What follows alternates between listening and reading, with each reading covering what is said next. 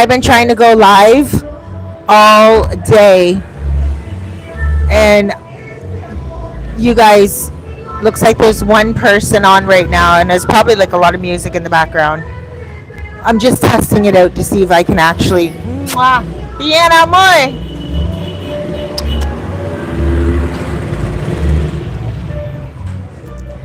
I just got back to Charamicos, but oh my gosh. Hey guys, I have a lot of light shining in my eyes. Sound is good. Oh god, awesome. Can you guys hear music in the background? Because I don't want the video to get flagged. Like, I'll run home. I was out all day today. My day started so early. I tried to go live with you guys all day today, and I don't know what was going on with YouTube. I really don't know. Is David over there? Can you guys hear music? Let me see. I don't even have my glasses. Did you speak to the person today? I spoke to 2 prosecutors. So I spoke to, I went all the way to Puerto Plata. Hold on, guys.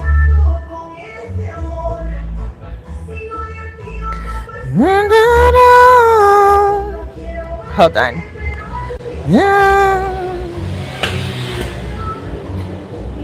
This is impromptu. I'm so sorry. I didn't even think this was going to go through. But only reason why I am actually give me a moment. I need to go on my other cell phone and see if you guys are hearing music, because if you guys are hearing music, this whole entire video is going to get flagged, and I don't want that. And I'm just around the corner from my place, so I'd rather just go home in like 5 minutes and do the video then.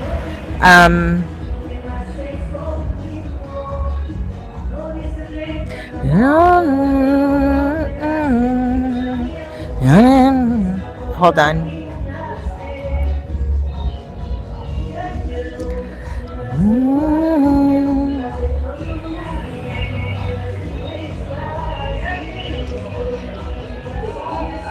You guys can hear the music in the background. Oh well, you know what? It's all right. Just keep hitting like, and the video won't get flagged too much by YouTube. Having a beer. I don't know if that's allowed on YouTube. Anyway, guys, okay, so a lot. Let me just back up a lot. So I already did another video that I'm going to edit and I'm going to put up tomorrow for Lifestyle Tuesdays.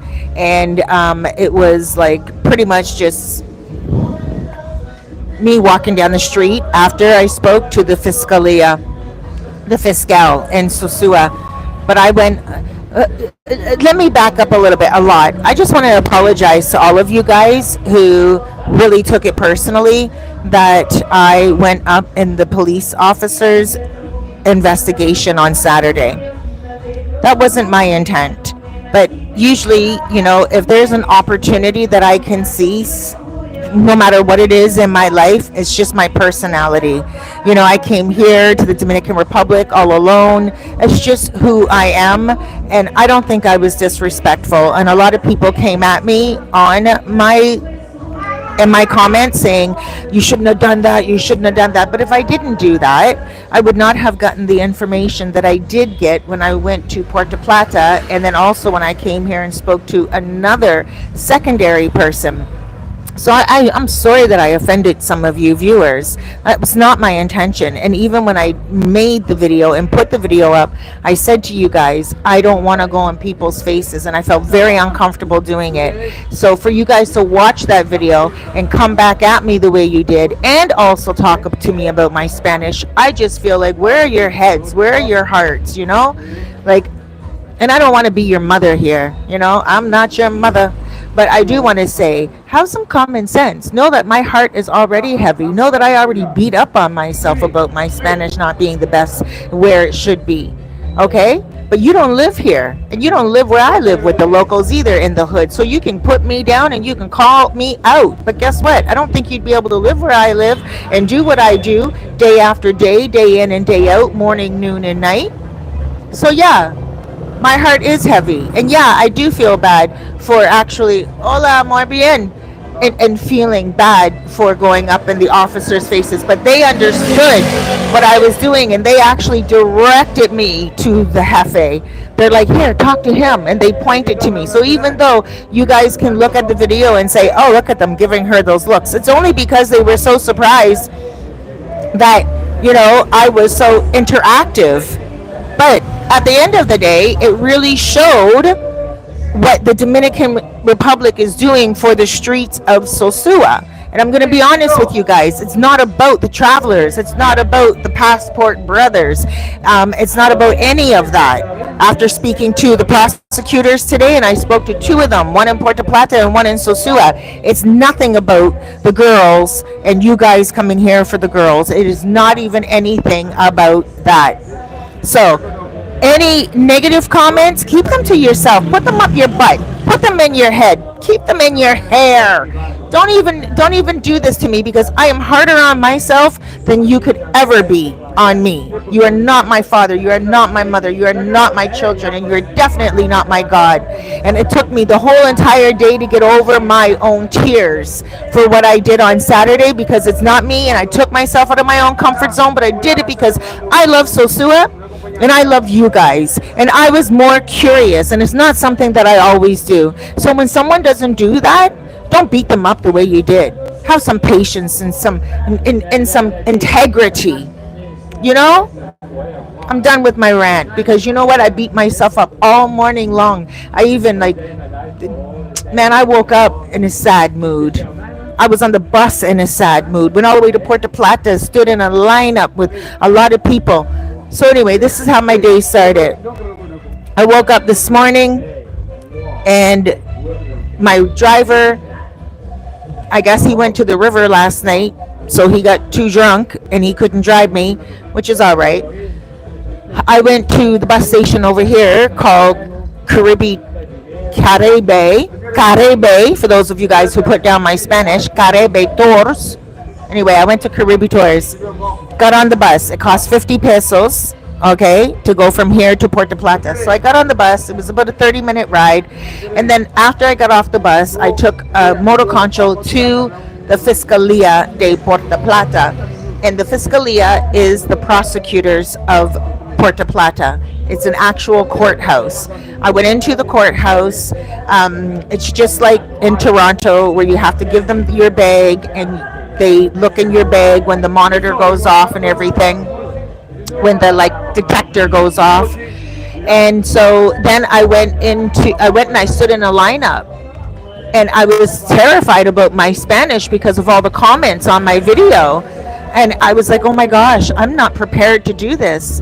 And then God spoke to my heart, and God said, you know what, child, don't worry. I'm going to have an interpreter here for you right now. This is the courthouse. You don't worry about anything. I'm going to have someone here for you. I sent you here. I led your feet here. And every single thing you do, morning, noon, and night, leads you to where you need to go. This is what God was saying to me in my whole entire head today. So for those of you who all had your big mouths open and running it, silence yourself, man.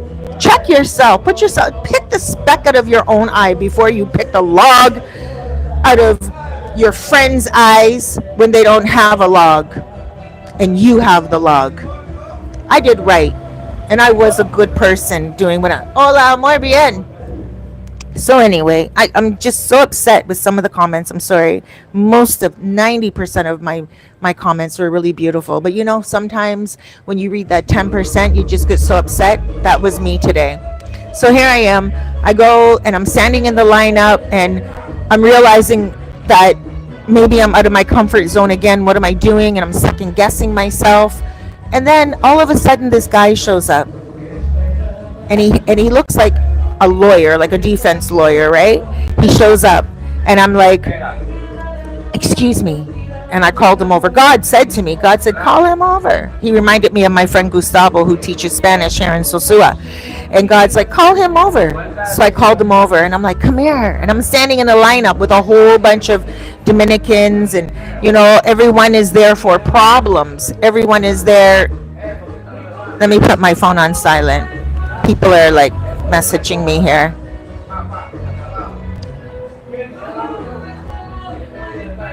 So here I am, I'm standing in a lineup, and like people are there for real deal court matters, and I'm like, oh my gosh, what am I doing here? What am I doing here? Like, I'm this gringa from Sosua. Like, I just have this YouTube channel. This is ridiculous. What am I doing here? But God said to me, God told me, girl, child, rest your heart. This is okay. This is your life. You don't have a problem with the Fiscal, and that's beautiful. But you do have a channel, and you stand on your business. So chill out. Okay. So this guy, he's there, and I said, do you speak English? Does he look like a defense lawyer and attorney? And he's like, yes, I do, a little bit. And when a Dominican says yes, I do a little bit, they speak English very well. So I said, okay. On Saturday, I was in Sosua, and there was the operation going on, the law and order, the brand new law and order, and there was a Fiscal, and he told me to come here and talk to him if I have any questions. And he's like, okay. And I said, but my Spanish is not good. And he's like, don't worry about it. When you go to the front to speak to the woman, if you have a difficult time speaking, I will speak in your place. And I said, thank you. So then my turn came. There was like maybe about 7 people in front of me, and it wasn't just like one person, 2 minutes, 3 minutes. It was a long lineup, and it was a lot of time. So my turn finally came. My heart was beating so quickly. So I'm not used to going to courts. I'm not used to being in that type of situation. So my heart's beating so quickly. And then I get to the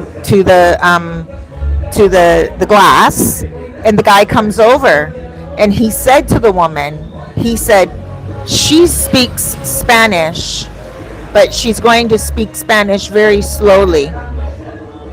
Please help her with what she's looking for. And he didn't speak for me at all, but for some reason he knew that I spoke a little bit of Spanish, and I didn't speak Spanish to him at all. I spoke English to him. The only time I spoke Spanish to him was when I said, ¿Tú hablas español? ¿Tú hablas inglés? And he's like, oh, un poquito. And after that, I started to speak English. But he, for some reason, said to the woman, she can speak Spanish, but just she's going to speak it slow. So I said, okay. And then he left the window, and he left the glass, and he let me speak all by myself. So I started to speak to the woman. The woman spoke perfect English. Come on now.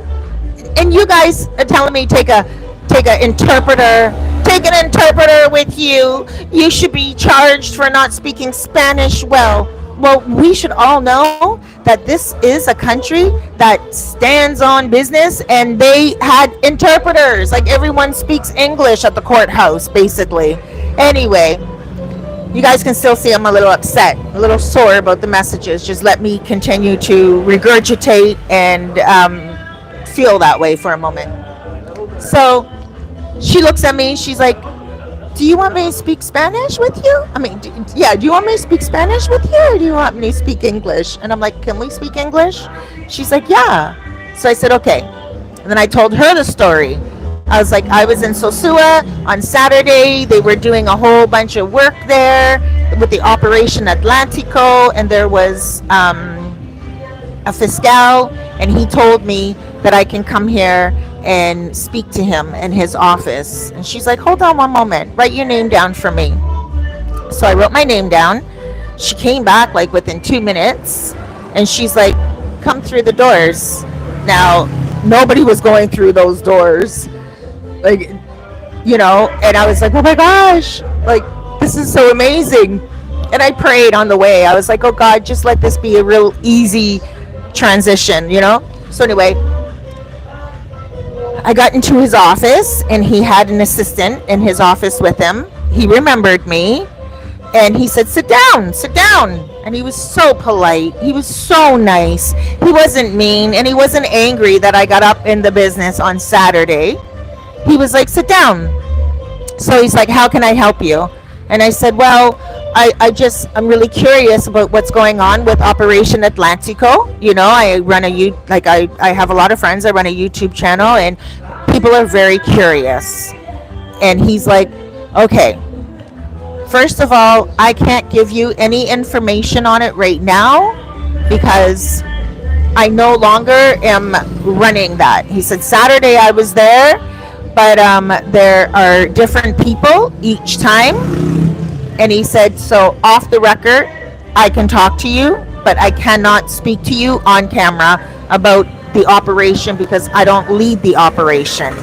And I said, okay, that's fine. I don't need to video you. I understand. I understood completely. And I said to him, I understand the rules completely. And I said, but what is going on? And he said, I can't tell you what's going on, but I can tell you where to go so you can get more information on what's going on. But I can tell you what I was doing on Saturday. So I said, okay. And he told me what he was doing on Saturday.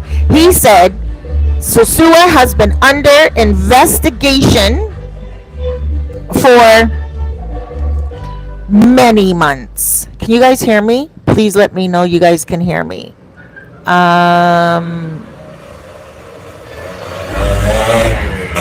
I don't have my glasses on, so I'm going to squint. Yes, you can hear me. All right. So he's like, I can only tell you what I was doing in Sosua. I can't tell you what is going on, right? So he said, Sosua has been under surveillance for many months now. Surveillance, not just investigation, surveillance. So that means that there are hidden cameras around and stuff of this nature.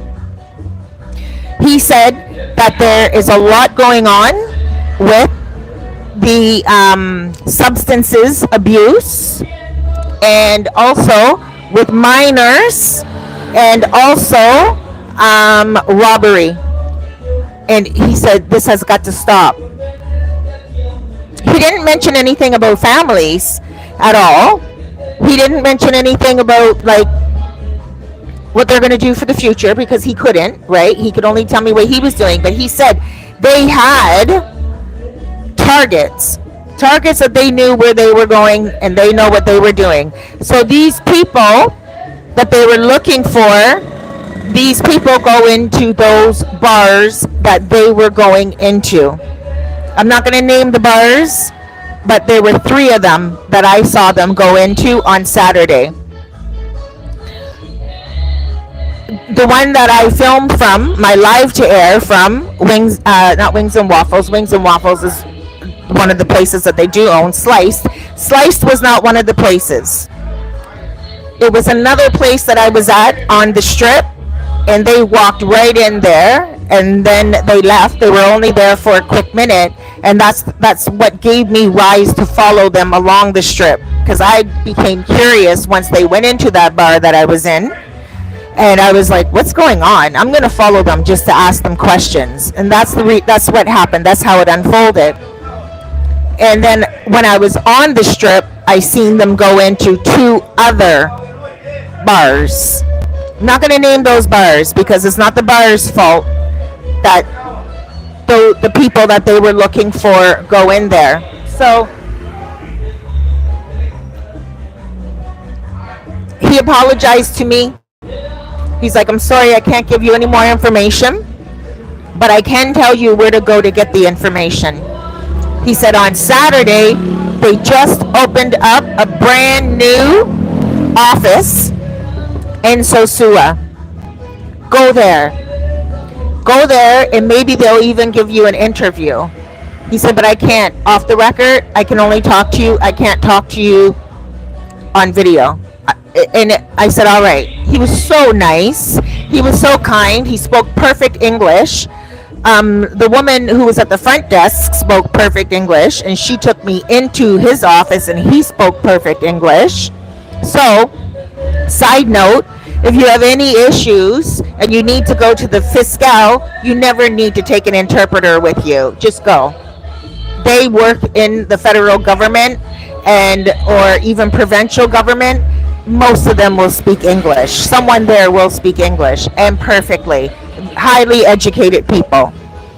So I got back on the bus and I came back to Sosua and I went to the Fiscal here. Brand new office they just opened in Sosua. When I got there, they were very protective. There were police officers out of there's a police station that is just built also outside of it, and then there's the Fiscalia office. Okay, so then again I was nervous again, right? But then the police officers stopped me and they're like, what can I do for you, in Spanish? And my Spanish is pretty good. I can get by, like seriously. And I was beating up on myself and some of you guys were beating up on me, and you really shouldn't do that to someone that's trying to stand on their business. Encourage people. So I'm like, I said to them, I need to speak to the fiscal, and I said, is it a woman, or is it a fiscalia or a fiscal? And they're like, why? ¿Por qué? ¿Por qué? So then I said to them the guy's name from Puerto Plata, and I said, the fiscal, and I said his name, sent me here and told me that I can speak to the fiscal here. So I didn't want to answer a whole bunch of questions to these police officers, They were like, why are you here? And from when I said I want to speak to the fiscal, they should have just let me speak to the fiscal, But they're like blocking. And I said, so-and-so from Puerto Plata told me I can come and talk to the fiscal here. And they went, oh, right away. So this guy has a big name in Puerto Plata. He has a heavy name. People really know him. He's an important guy. And so they got up right away and they went and they escorted me immediately into the office.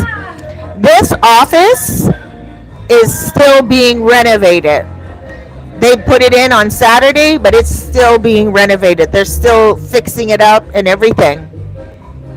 So they took me in to see a guy, and I sat down and I explained to him fully.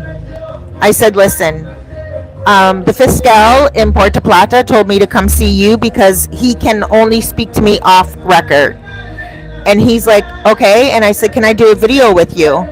And he's like, well, what is this for? And I said, it's for my YouTube channel. And he's like, what is your YouTube channel about? And I said, it's about the Dominican Republic for people all around the world. I do a little bit of rentals and I tell people about what's going on here. And I've been living here for 7 years now. And we just want to know what's going on with Sosua, mainly Pedro Clesante. And he's like, oh, okay. And I said, can I do a video? He said, I'm not ready to do a video right now because we're just opening up and we need to get settled first. This is a brand new operation. And I said, how long is this operation going to go on for? And he said, diario, daily. And I said, like for a month? Or he said, there is no end date. We're going to do it every day, every day, every day. And I said, okay, well, my viewers are like, on the fence. Some of my viewers are like, this is so great for Sosua. And then I have other viewers who come here for the ladies. And they're thinking that this is the end of Sosua. Is being with a woman here illegal? I'm sorry to ask these questions, but this is questions from my viewers. And he said, listen to me.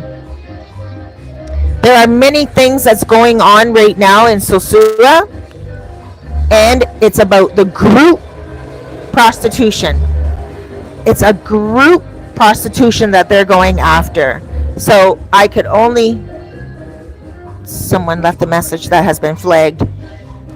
So I also want to be careful too, because some of the information that came out today is also something that I don't want to put myself into danger about, living here in Charamicos too, So I realized today with the information that came out, I also do need to be mindful of my situation of where I live and how accessible I am.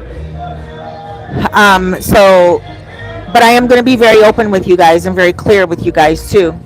So there's groups that come, and it is what we would consider in Canada trafficking, like human trafficking, underground groups with minors and people coming and people doing this with minors. And he said it's very serious and unacceptable. And I said, well, what if, like, let's say one of my viewers likes a lady, they want to come here. And I said to him, I'm like, I'm so sorry. I don't mean to ask about, like, you know, intimacy questions like this with private people in their bedroom and stuff. But this is a very important topic right now. Many people have come here. And I said, and those guys they think it's the end of Sosua. And he laughed. He went, he said, they're like, He went, he said, Aos is, and I said, yeah, they are. They're very upset, And he's like, what a woman wants to do with her body, it's her cuerpo. He's like, it's her body. But it's unacceptable in groups. It's unacceptable to bring people here and have groups organized for this type of thing. He said it's organizations is what they're breaking up, and they want to reorganize it here. They want organization here. Neither one of them spoke to me about family, and I spoke about family with him, and he didn't say like, oh yeah, family, we're going to do this for family. Nothing like that. Like it, he all he said was, it's really important to clean this place up.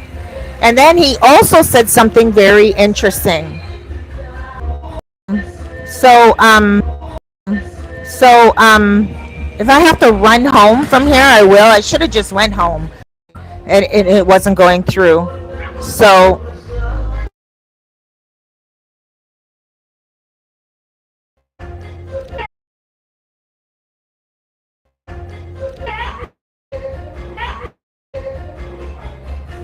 let me see if you guys can hear me.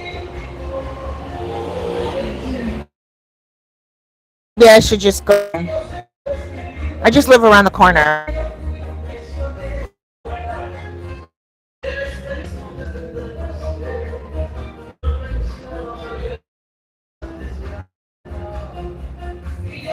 I really hope you guys aren't talking foolishness here, right?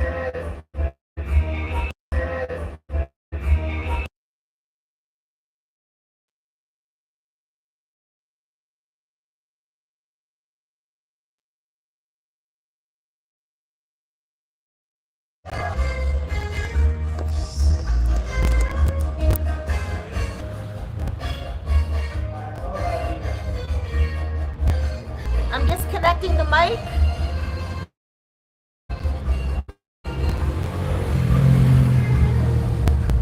I'm going home.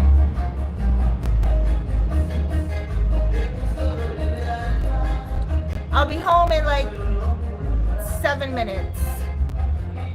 Be patient. Don't go anywhere. I have more information for you guys. Something very important.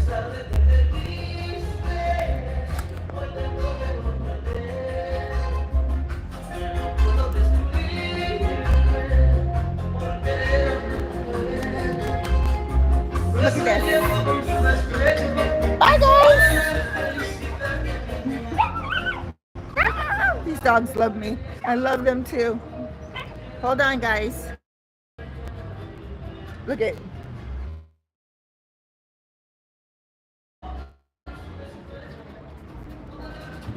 Okay, I'm gonna home. Bien, gracias.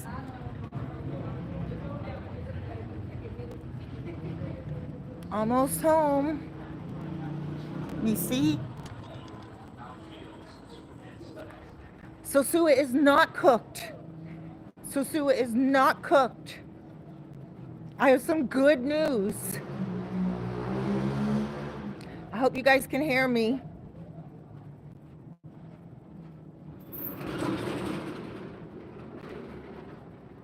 Sosua is not cooked.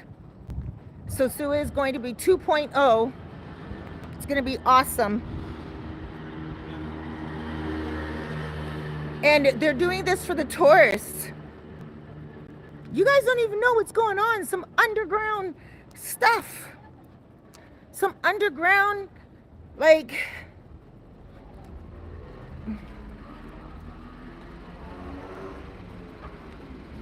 underground rings of things. I'm almost home.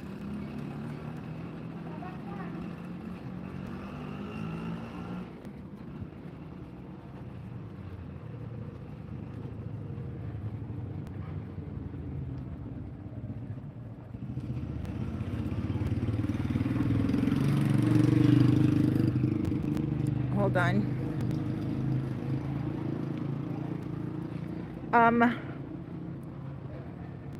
Just gonna close out for a minute because I don't want anyone to know from these rings where I live. Although they could question anyone. Very easy to find. Okay.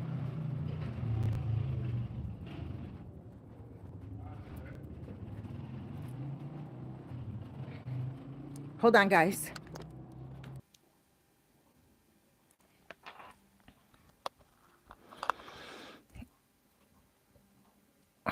Are you guys there?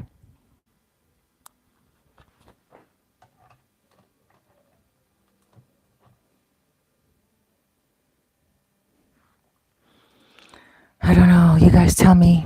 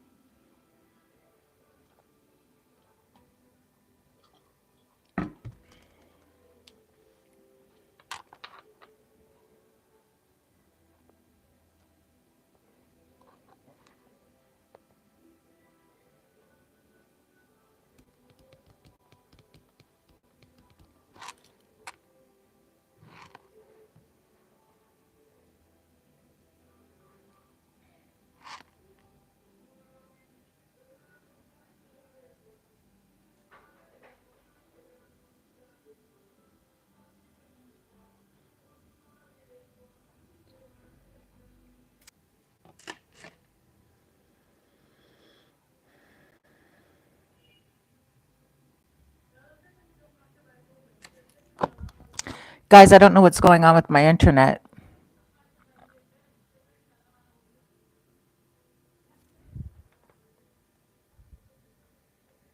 Can you hear me?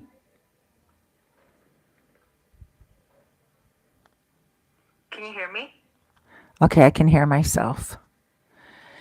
Whew. My internet. Okay, I can hear myself. My internet is not working in my apartment. My internet. And I don't know why.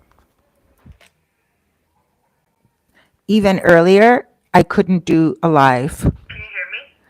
And I can hear myself. I couldn't do a live earlier. And so I even contacted my landlord before I went out.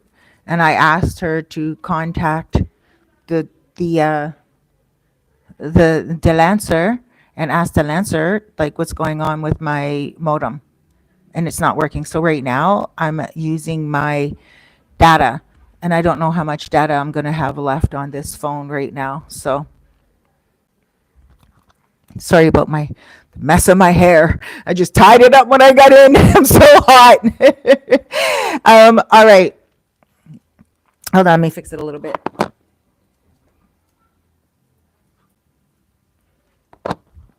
Okay. So one thing that they were really talking about today was the abuse of the tourists. The one guy in Sosua, he's like, I I can't believe how much abuse the tourists take when they're here. Like pretty much like the ladies are robbing them. And he's like, they are getting robbed and this is not good. And they are getting taken advantage of. There's a lot of abuse. So he said there's a lot of abuse. And I was like, oh yeah. And I said, yeah, I know. I didn't tell him about story time, but because I didn't want to make it sound like I'm like talking too badly about the girls or anything, right? But I did tell him too, like I was like, well, yeah, like it does need to be regulated, you know. The girls need to be regulated. The girls really should have some type of identification card. They can't just like, I don't want to talk too much anyway because I don't want to become a target either, you know. But yes, things need to be regulated. Sometimes the girls, they, have a lot of leeway and they can come from wherever and do whatever and take off again. And the story times, some of the story times that I have coming out as well since the operation started are wow. A few guys were like, Cerise, I wanted to tell you this story. One guy's like, I'll never come back until the operations are done because of what he went through in a hotel room in Bate. And he's like, I was so surprised because it seemed like an inside job. And he's like, I was so scared for my life. I couldn't wait to get up. He got up in the morning and he took off. I don't know why my internet's not working, man. Because anyway, let me just finish about the conversation.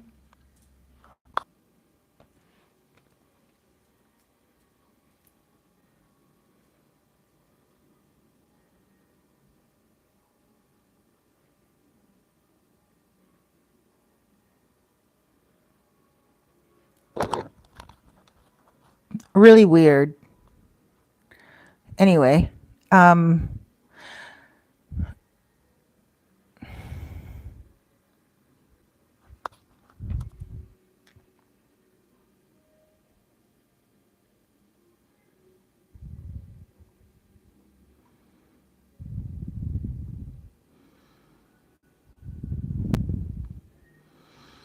um, I'm reading the messages here. Maybe I shouldn't get so involved in the messages and I should just finish the conversation and then tomorrow I'll get my internet figured out. Okay, so no, the government didn't. I love that. I'm a conspiracy theorist too, guys. Like so much, like really. But the government didn't do that. I don't know what's going on with my internet. It was doing it ever since yesterday. So that's why it took so long for me to upload that video yesterday. I was supposed to have it uploaded at 1 o'clock and I didn't upload it until like 8 o'clock at night. So I was having internet problems yesterday as well. All right, long story short, they said that they're tired of the abuse on tourists. They're not targeting any tourists. It has with tourists, has nothing to do with expats, has nothing to do with anybody who is a foreigner. It literally has to do with the ring. There's a ring, like a group of stuff going on, trafficking ring, and it has to do with a lot more. I don't want to talk too much about the substances because that's a whole other thing, and those people do have tools, if you know what I mean. So I don't want to get too much into that conversation. And even they didn't even want to go on camera. Okay. So when they said no, they don't want to go on camera and it's a brand new operation. And, like they said, just wait till we have everything under control. That's Alexa. Alexa's like, it's time for bed. Usually I go to bed at 9 o'clock. So, yeah, a lot. So beautiful. I got beautiful answers today when I spoke about the ladies, and I was like, well, what about the guys? The guys really want it. They come for the ladies. A lot of my viewers come for the ladies. And he laughed and he's like, and I said, and they're like upset. And he's like, he said, they're like, hmm. And I said, yeah. And he's like, no. He said, listen, this is an operation. We need to clean up Sosua. We can't have these girls like this out the way they are. Not girls. He said, people like this group out the way they are. And I said girls. I was like, girls? Like all the girls? And he's like, no. Why are you saying girls? There's men too. He's like, there's men that are doing the same thing. And I was like, oh. He's like, it's a group. It's an underground whole entire organization. They are a group, like a ring of things going on, men and women. And I was like, oh, so yeah, guys, it's not the girls, it's not you, it's not anything that we are thinking of. This is some underground stuff that's happening, and it's not only the the intimacy, you know, it's also substances, big part of it. They all go hand in hand together, and minors are getting caught up. And minors are not doing it voluntarily, if you know what I mean. So there is some HUMAN trafficking going on a lot. And it's all being like done under your nose. And when you come here, you don't even know. You're just enjoying yourself and having fun. You guys are not the target, but for the last few months, Sosua has been under surveillance. You guys are not the target when they're going into those bars, when they're going into those restaurants. They literally know who they're going in for, and they have a roundabout time when those people are going in, when those people are there. Today, when I finished at the Sosua Fiscal, I walked all the way down the street to give you guys another bird's eye view of what's happening. And so look for that video tomorrow and get it up. Hopefully, my internet's going to be working better tomorrow. I do have to go to the dentist to get my braces adjusted tomorrow at like 2 o'clock. 1 o'clock, I have to speak to. Oh shoot! It's gonna shut down in 30 seconds.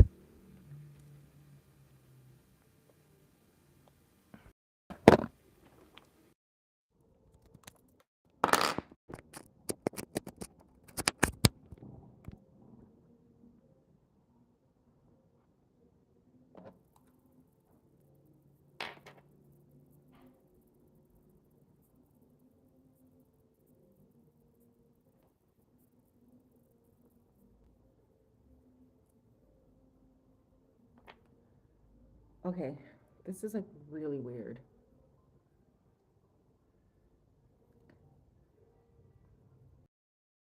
I'm starting to think. Okay, so I have to go get my braces tightened tomorrow, adjusted, and then I'm going to be doing a live with Mulano. You guys know Mulano. We're going to be doing a live probably around 4 o'clock together. Hopefully, if the internet's going good on my phone and everything. And then, like, yeah, I have a video, yeah. So I went all the way down the street today from the prosecutor's office, all the way down Pedro Clasante, and I went all the way along by Bailey's. Took a lot of videos because a lot of you guys have been asking me about Bailey's as well. Came back, took some more video.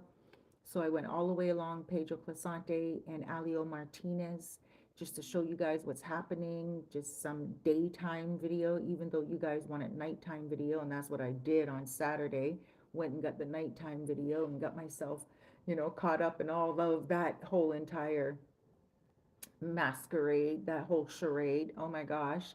And so I just want to say again, I apologize if I came off a little too involved in the investigation, but that was not what I was trying to do. And it actually turned out better for the Dominican Republic because it showed people around the world what the Dominican Republic is trying to do for tourism.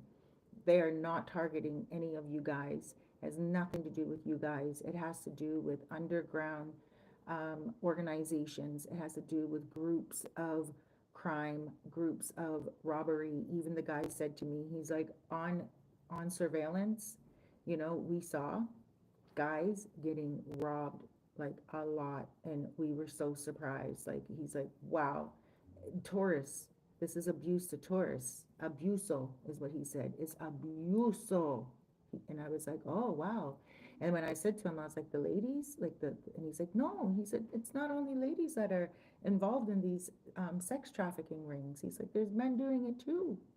Men are doing the same thing. So You know, like I don't want to talk too much because also like I live in Charamicos and also like I mean, oh my God, I'm telling everyone where I live too, but everyone already knows where I live from all my videos. But that's okay.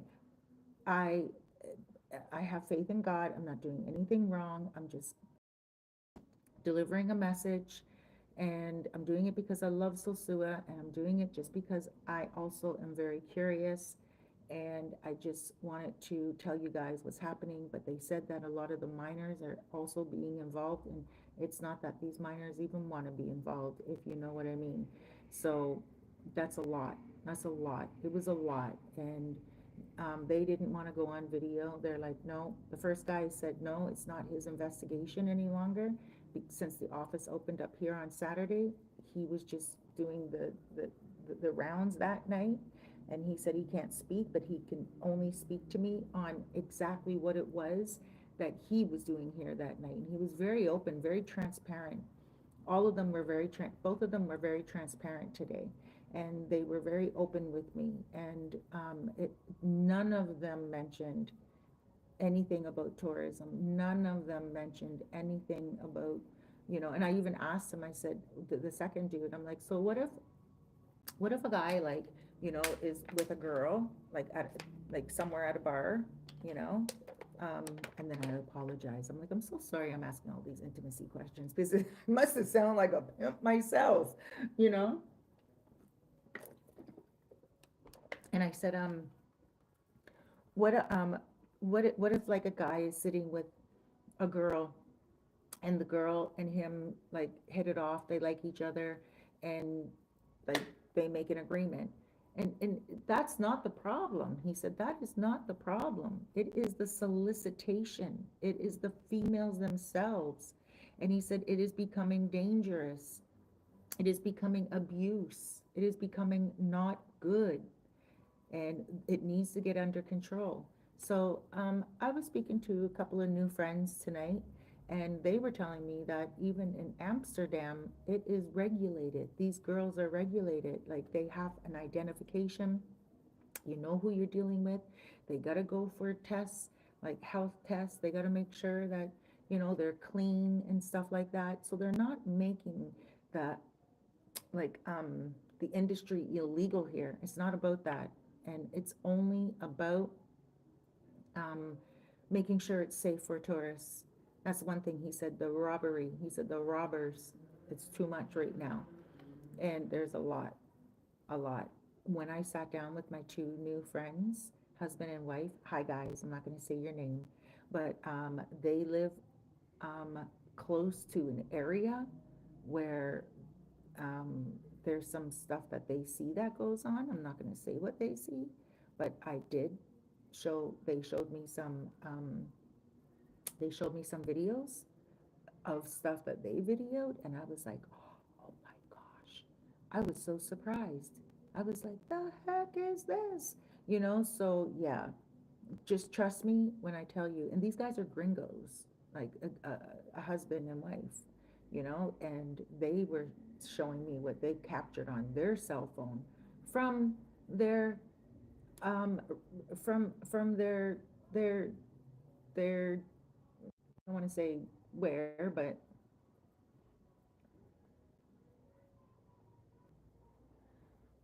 okay, I'm pretty much done.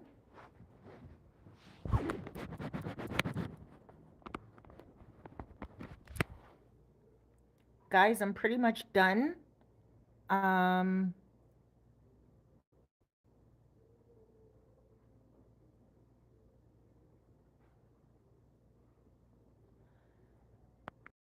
me?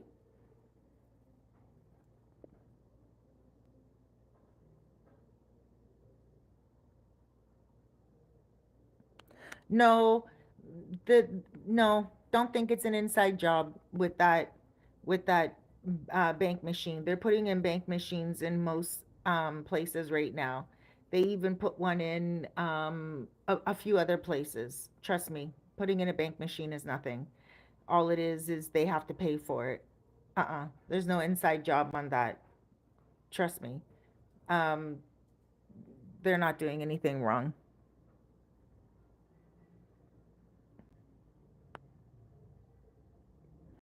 Oh, no, no, no, no, no, no, no, no, no, no, no. No, he's not getting paid. You guys don't like him. Even though, I understand that some of you may not like him, and that's fine because, I think, I've had my issues in the past as well. I will also stand on the fact that no, there's no undercover stuff and he's not getting paid. They would never hire him. Hire him. What is he getting? What would they even want him up in their business for? He's probably one of the people who they wouldn't even want around in their operation, you know? Come on now, come on. Don't start talking like that. I'm not sticking up for him, but I will say this. There are a lot of other businesses that are getting ATM machines put in there. And I will say this as well. I don't think he's going to be anyone that this operation would ever want to use for anything. I'll tell you that right now. Not the mayor. The mayor wouldn't even give him any information either. Like, and I don't want to be mean or be rude, but I do need to be straight up. Like, come on. They're not paying him for anything. They're not paying him for anything. Okay? Like, he's relying on you guys to come here, and that's that. Because someone gets an ATM inside their business here, it has nothing to do with an inside job. They also put one somewhere else. I was passing by the other, I think Bailey's has one. Um, you can get one. It's easy. All you have to do is just get one in there, and it's not filled with a whole bunch of money, right? The person will come and refill it when more money needs to be put in it. Don't worry, that's nothing inside job, and they're not going to pay him to do anything, because nothing. They probably, he's talking things on his.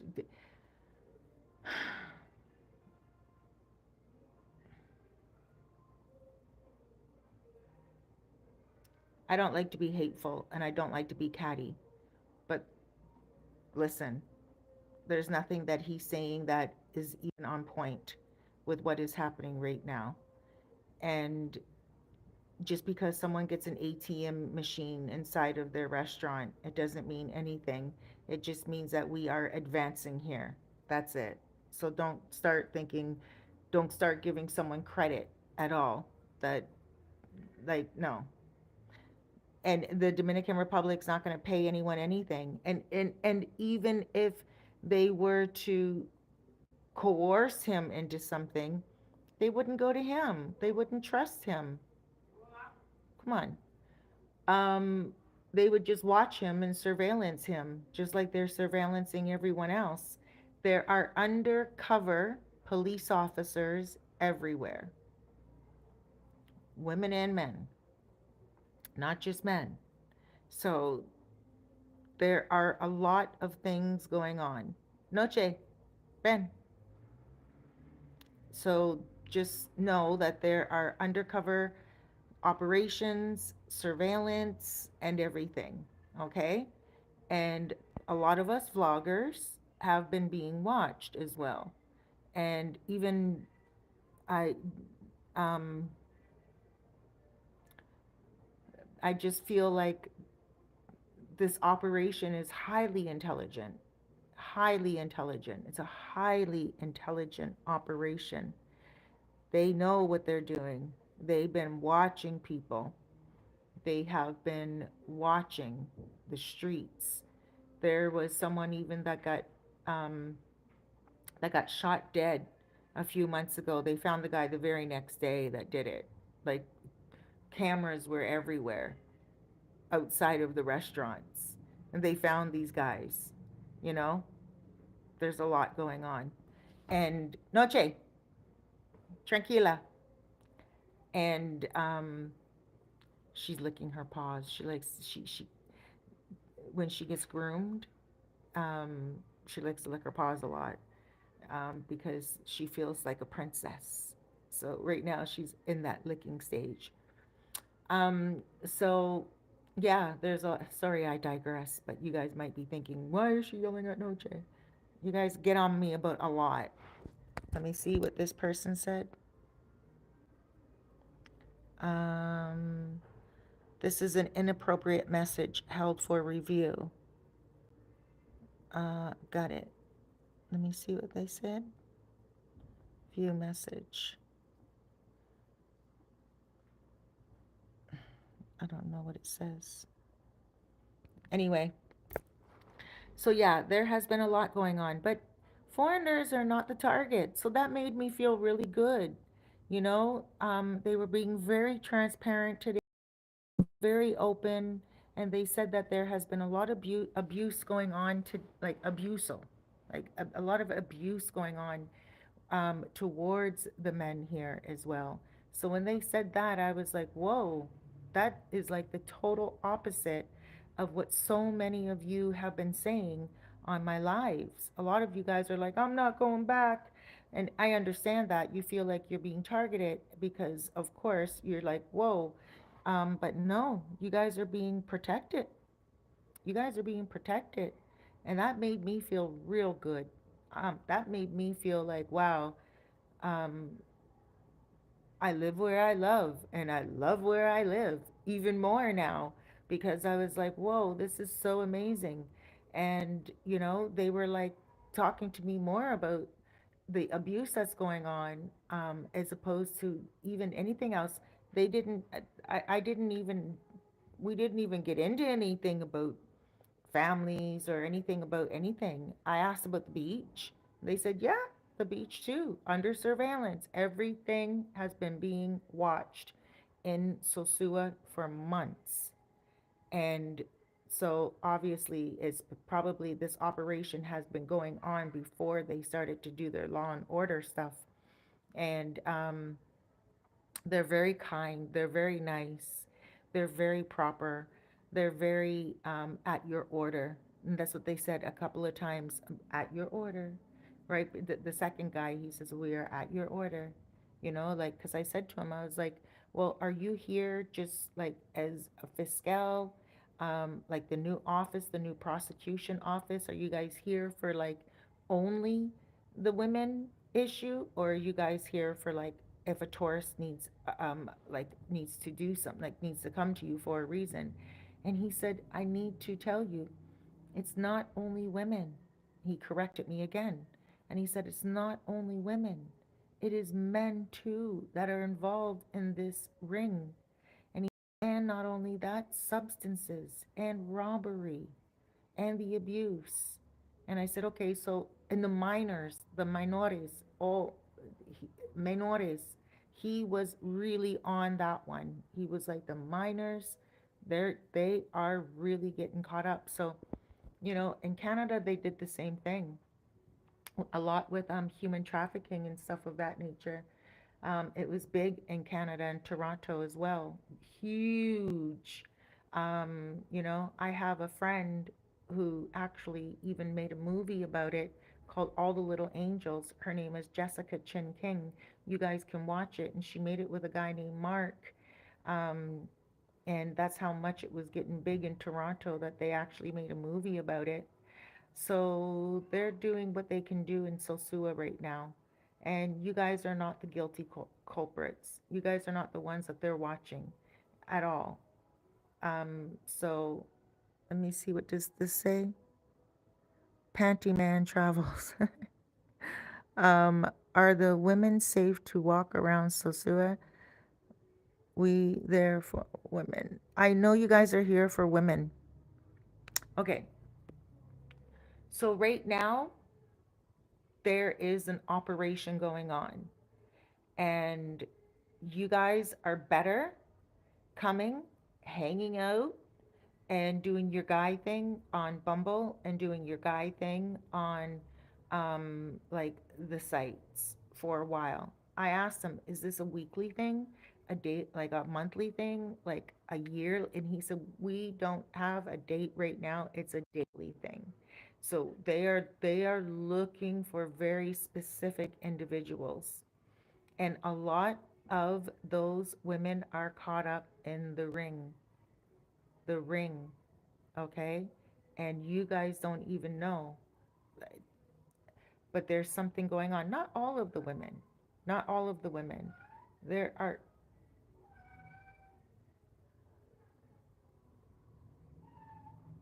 pesos, Ben. So I thought my cat was outside. I was gonna have to let you guys put you guys on hold for a second. So yeah, like maybe the girls that you guys know are not caught up. Maybe the girls that you guys know are not caught up because they're not minors, you know? But right now they need to clear out the street completely until they get a handle on things. And right now they need to organize things. He said, we need organization. He didn't say, we need to stop this and put a stop to this. He said, we need organization. We need to organize what is happening here. Organization. Because the organization is completely going against the authorities constantly. Constantly.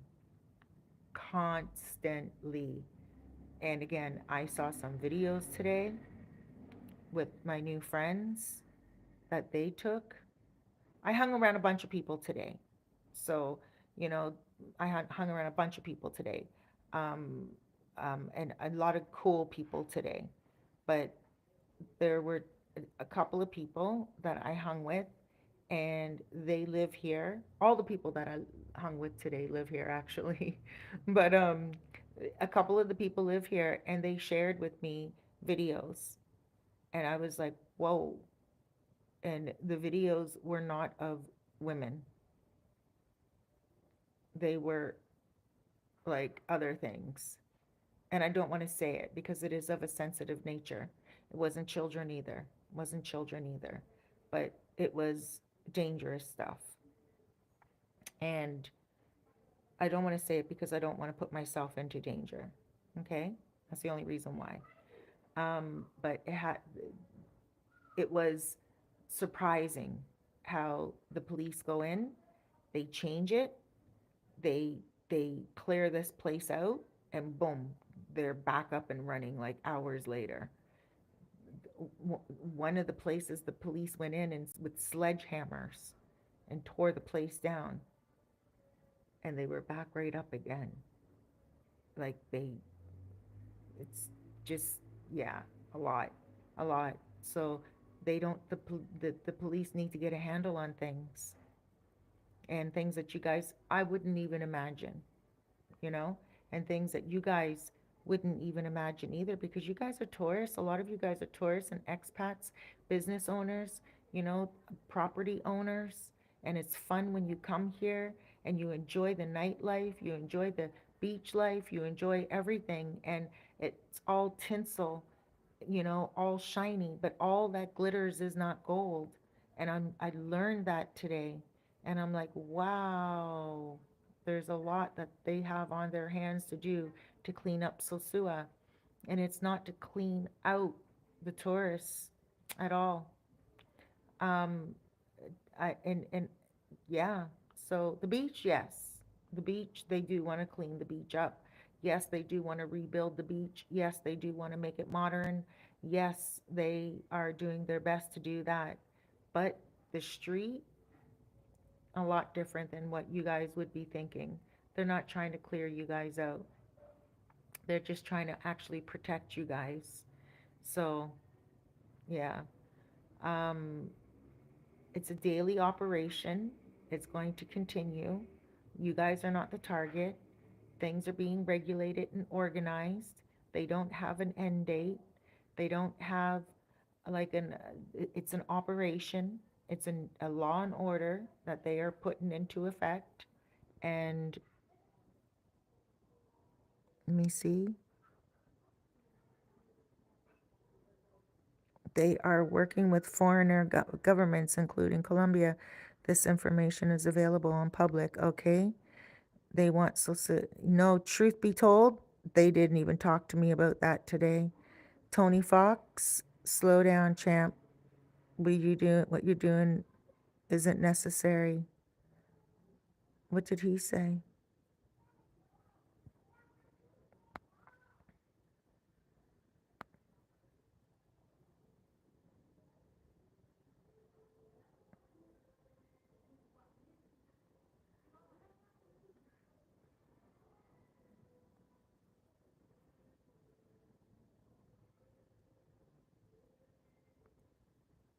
Big Dog, it's very safe for Americans.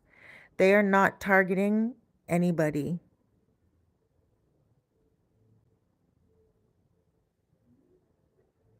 Okay, Maximilian said they're going to turn it up on Halloween. Mark my word. I can't disagree with that. I can't disagree with that. Um, there will be times, I believe, that they know the women will come out and the people who are their targets will come out. And that's the reason why they're doing these daily investigations on the street, because a lot of people are like, oh, it's going to be okay tomorrow. It's going to go back to normal. It's going to go back to normal.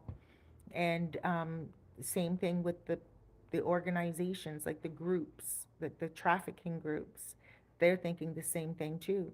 So they go hang out and they think, okay, the raids are done.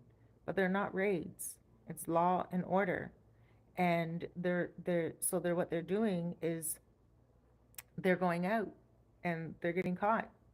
And so obviously those same people, when October comes and things lay low a little bit, you know, in September, right now we're going into August.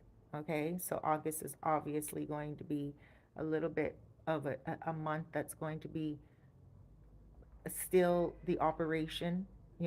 September, I think, will be quiet.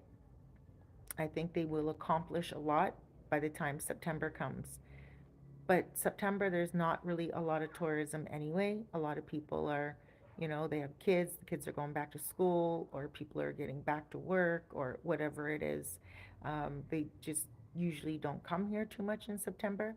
October, November is when high season starts, and that's also obviously Halloween. Um, so once high season comes, those operating rings are going to revamp. They're going to think, oh, it's high season. They can hide within like the confines of the tourists coming. There's a lot. There's a lot. It's tough to break up a whole entire organization of crime. It's organized crime, right? It's tough to break that up. It's difficult to break that up. And they are doing it for tourism, not against tourism. So guys, be safe. Use your common sense. Go online. Go on Bumble. Get an account. It's free. Go on Tinder. It's free. Go on Tinder. Look at a few people. Talk to a few people. If they have those characteristics of being in an organized ring, then you know. You know. You will know. Start using your common sense just differently. That's all. You guys are smart. Most of my viewers, you guys are smart. And I'm not upholding it, and um I'm not promoting it, and I'm not demoting it, right? It's none of my business. I just love where I live. I love meeting you guys in the streets. Today when I was out, after I went to the Fiscal, so many people messaged me on my WhatsApp and they're like, "Hey, we're just waiting for your update." Where I was sitting, a couple of people came up to me and approached me. Um, and they were like, "Hey, so what happened?" And everyone, they're just curious. People are curious. And so, really honest to goodness people. You guys are not horrible people. You guys are people literally saving your money. You got your passports. Just come and keep a low profile. You got some guys that are coming and, like they're, you know, maybe and you know who you are. Maybe you're not being, maybe you're not behaving the same way you would behave in your own country, no matter where you are from around the world, you know, and you get here and you're doing things that you wouldn't do at home. And I don't mean just the normal having fun, dudes having fun stuff, just be very calm, cool, and collected. If you ride your ATVs, and if you happen to be renting in a gated community, shh, be very quiet when you go into that gated community. I know you're paying your money, I know you're enjoying yourself, but the house that's across from you, people are living there and they're retired. Um, be careful what girls you take in there. Some of the girls, they freak out because they get too much drinking, or they too much, like real deal alcohol in them, like real Patron and stuff of that nature, and they flip out. So these are some of the things that you do have to watch out for as well. The girls that you're taking back to your villas, be very mindful, be very careful. Don't take women that you think are a little too wild, you know? And if you do want somebody where you do want to have a party, forget the gated communities. Don't go there and go have your parties.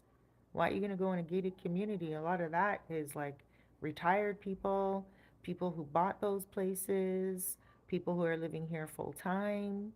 Go get like a single standing villa out of the gated community. There's a lot of villas that you can rent here outside of gated communities, and the gated communities are going to start getting really strict as well. So the last thing you want is for the operation to show up at your villa and get a copy of your passport, and then all of a sudden, you're flagged, So I'm just giving you some information. Don't go, and I'm not saying don't go to the gated communities either, because I know a lot of people that sell houses in gated communities. I know a lot of people that rent houses in gated communities.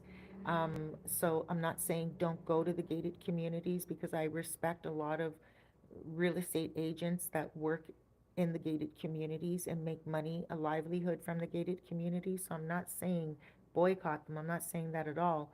I'm just saying if you do get them and you get a good deal, and you like the villa, and you like it because there's security out front, you like it because of the way the villa looks inside and the outside, just remember the neighbors outside. Remember that the neighbors are most likely retired, and they're probably going to go to sleep 10 o'clock at night, you know. Um, your ATVs, be very silent with them when you're going up and down the gated community as well. Also, be very careful in the street with the ATVs. One guy, it wasn't a group of guys. The other day, I was taking a video, and I was walking across the street, and he didn't know how to operate this ATV. And instead of like, he got very close to me, and it pissed me off. I was like, the heck? And then I realized he didn't know how to stop the ATV. I was like, what?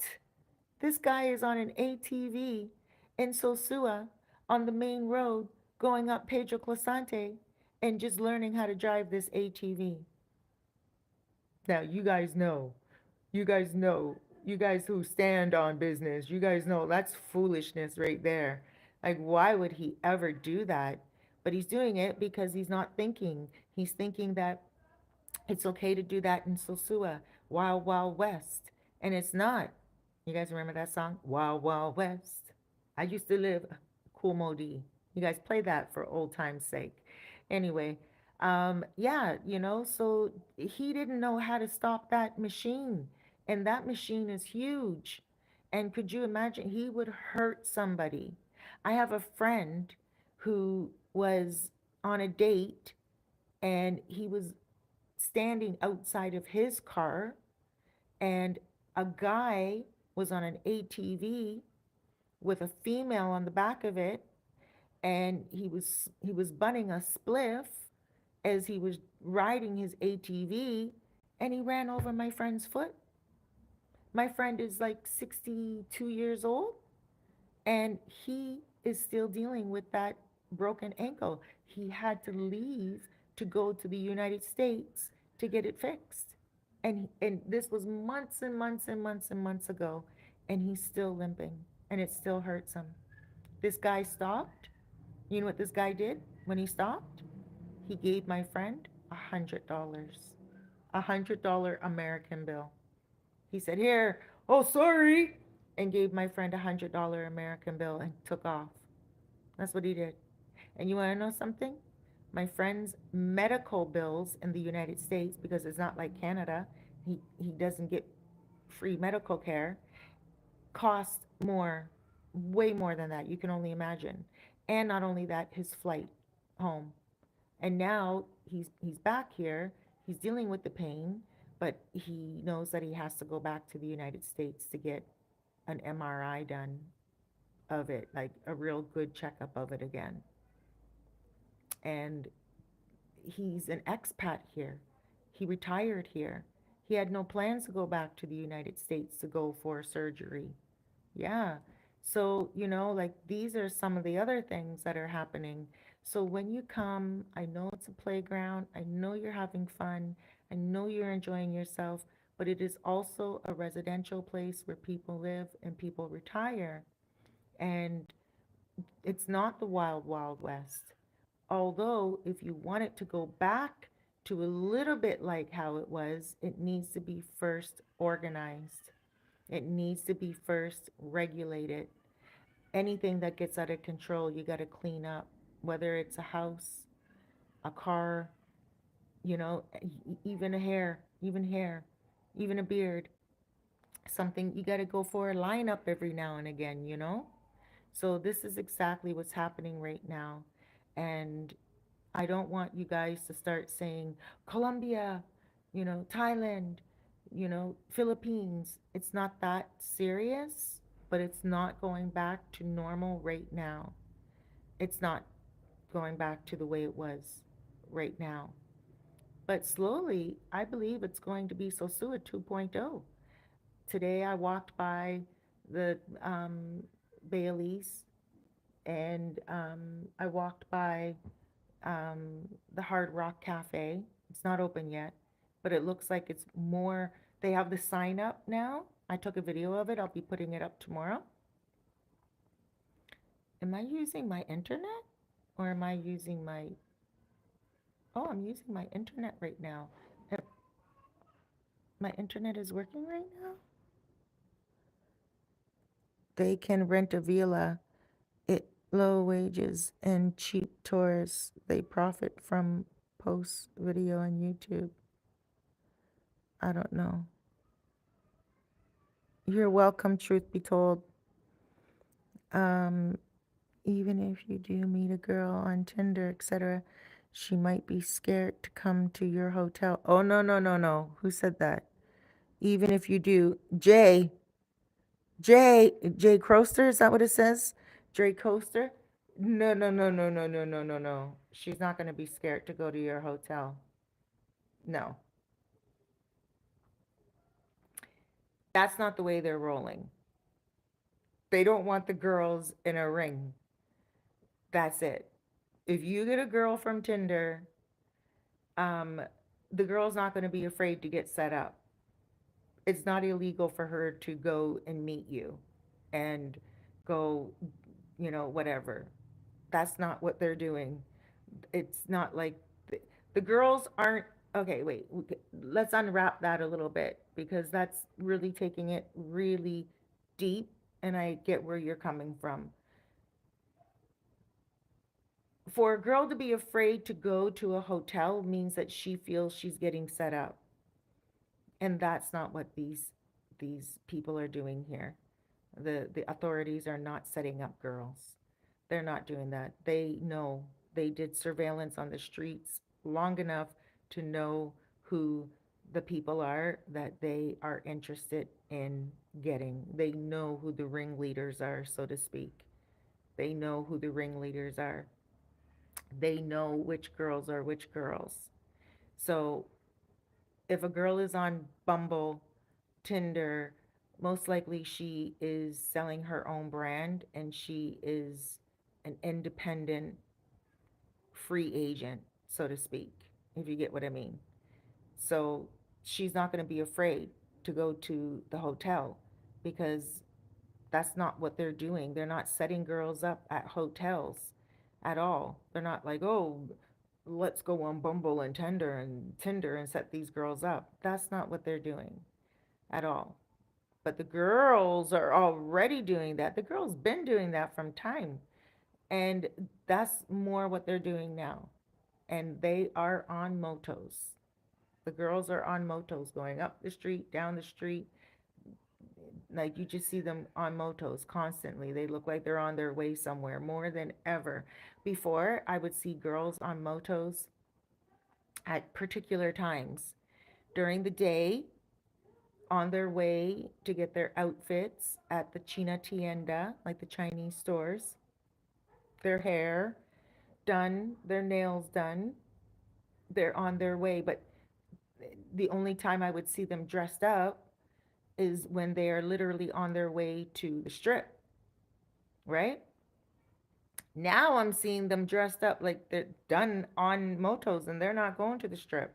They're going straight past the strip all the way up Pedro Clisante, not Pedro Clisante, Route 5. And they're like, you're like, oh, oh, yeah. And they're not getting grabbed off the motorcycles either. So yeah, no, they are already standing on their business. They already know what they're doing. And no, Jay, I understand where you're coming from, but that's not what the operation is all about. The girls are not going to be afraid to go to hotel rooms. The girls are not going to be afraid to go to Airbnbs. The girls are, they know, they know what they're doing. And I'm not promoting at all. All I'm saying is there are targets and it's the ring and it's a huge criminal organization. You guys, especially Americans, got to know this. You guys know all the back in the day, the crime rings back in the day. You know, there's movies about it, um, and it takes a lot to take down those criminal rings. It takes a lot, and in the meantime, a lot happens, right? But there are ways to get around it. Like when they illegalized alcohol in the United States, they made bars called speakeasies. People still drank their alcohol. People still did what they had to do, you know. So people get around things, and but but the main players that they are going for are getting smoked out, so to speak. Um, and those are trafficking rings. HUMAN, if you know what I mean. And minors. Minors, that was the word that was used mostly today. The guy kept telling me, minors, menores, no menores. He didn't speak, the second guy didn't speak any English at all. And he was very adamant about the word robe, roba. He was very much about micro. He said micro something, but he meant substances and minors. He was very adamant about it, and he said it's organized, and they need to. He said it's a ring, like a group, grupo, and it's a ring, and he said that the authorities need to organize things, and I have to respect that. I think you guys have to respect. And he also used the word abuso a lot. It's abuse to the tourists. And he also told me too, like there's guys that are getting robbed. They have that on video too. Guys that are getting robbed, like just straight out. And he looked at me and he's like, "There's like tourists." His eyes were like a deer caught in headlights. And he looked at me and he's like, "There's like men, tourist men coming here getting robbed." He went like this, robbed, like boom, everything. And I was like, yes, I know this, you know. Again, I didn't mention story time, but I know. And again, since this has been happening, so many stories have been coming out the woodwork. Things that people didn't want, they were afraid to talk about. This one guy is like, Cerise, I was so afraid to tell you this story, but and he didn't he said he'll never come back to the Dominican Republic again. He couldn't wait to wake up in the morning to get on a flight to get home.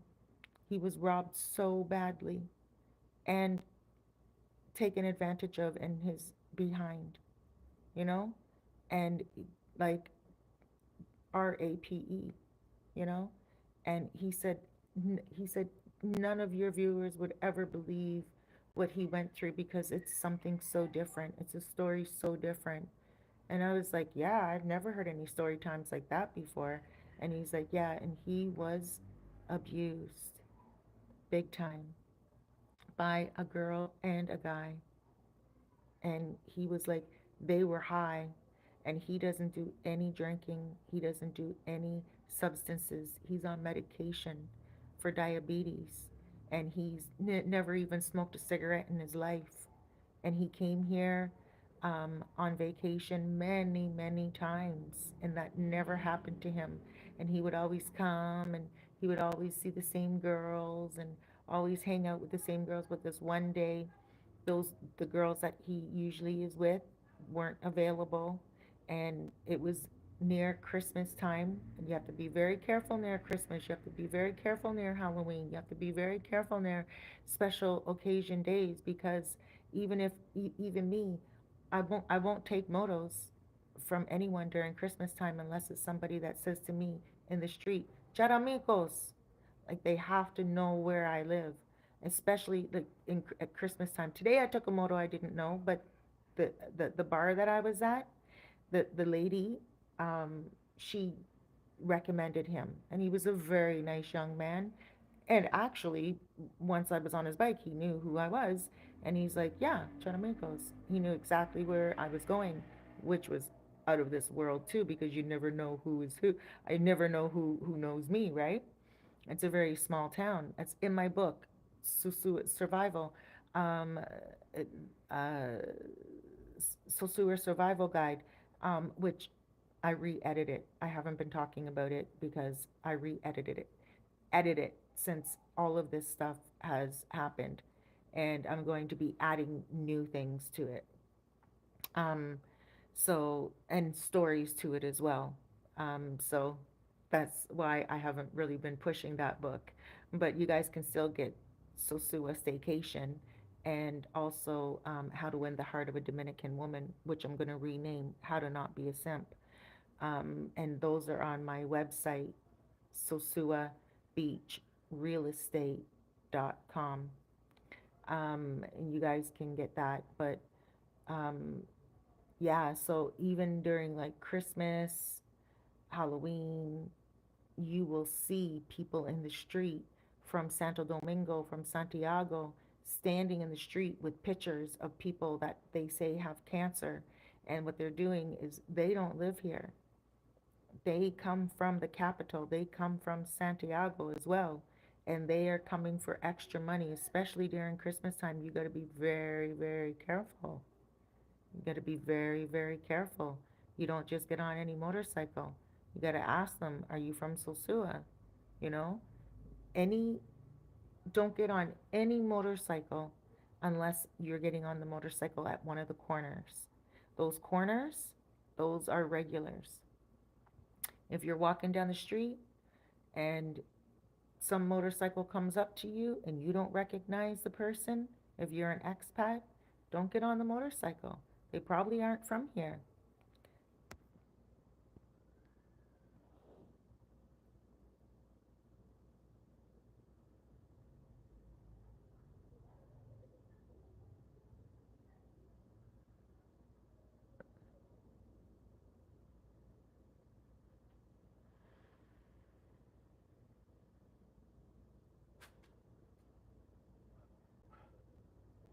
Let me see, Lydia, what did you say?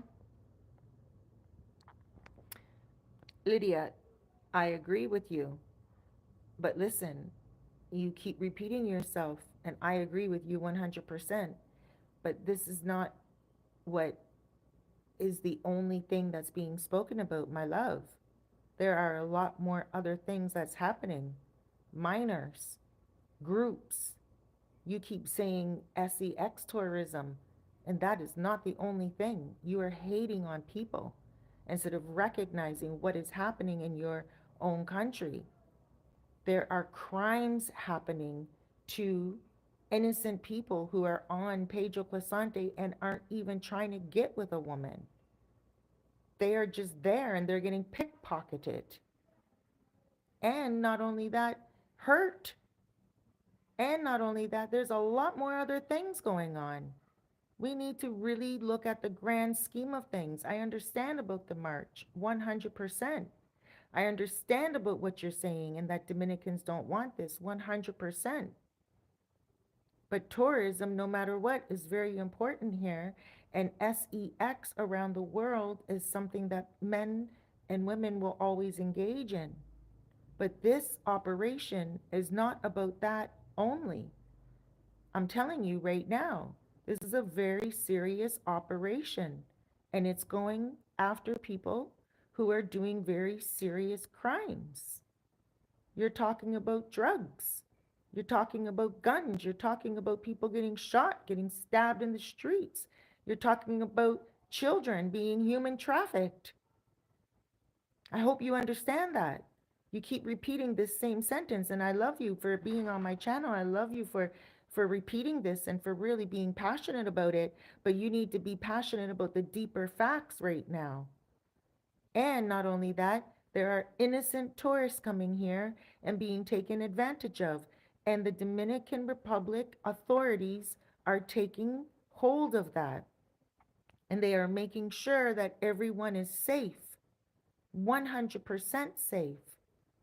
And that people can come here, walk down Pedro Clasante, enjoy a drink in the disco, enjoy a beer on the beach, enjoy getting a juice at the juice stand, and not have to check their pockets constantly when someone walks by them and nudges them. Today, when I went to Puerto Plata on the bus, Cabarete, I had to take the bus that came to get me was coming from Santiago. So they come from Santiago, Santo Domingo, Santiago, and their next route is going to be Puerto Plata, where I was, and then the next one is Sosua. Okay?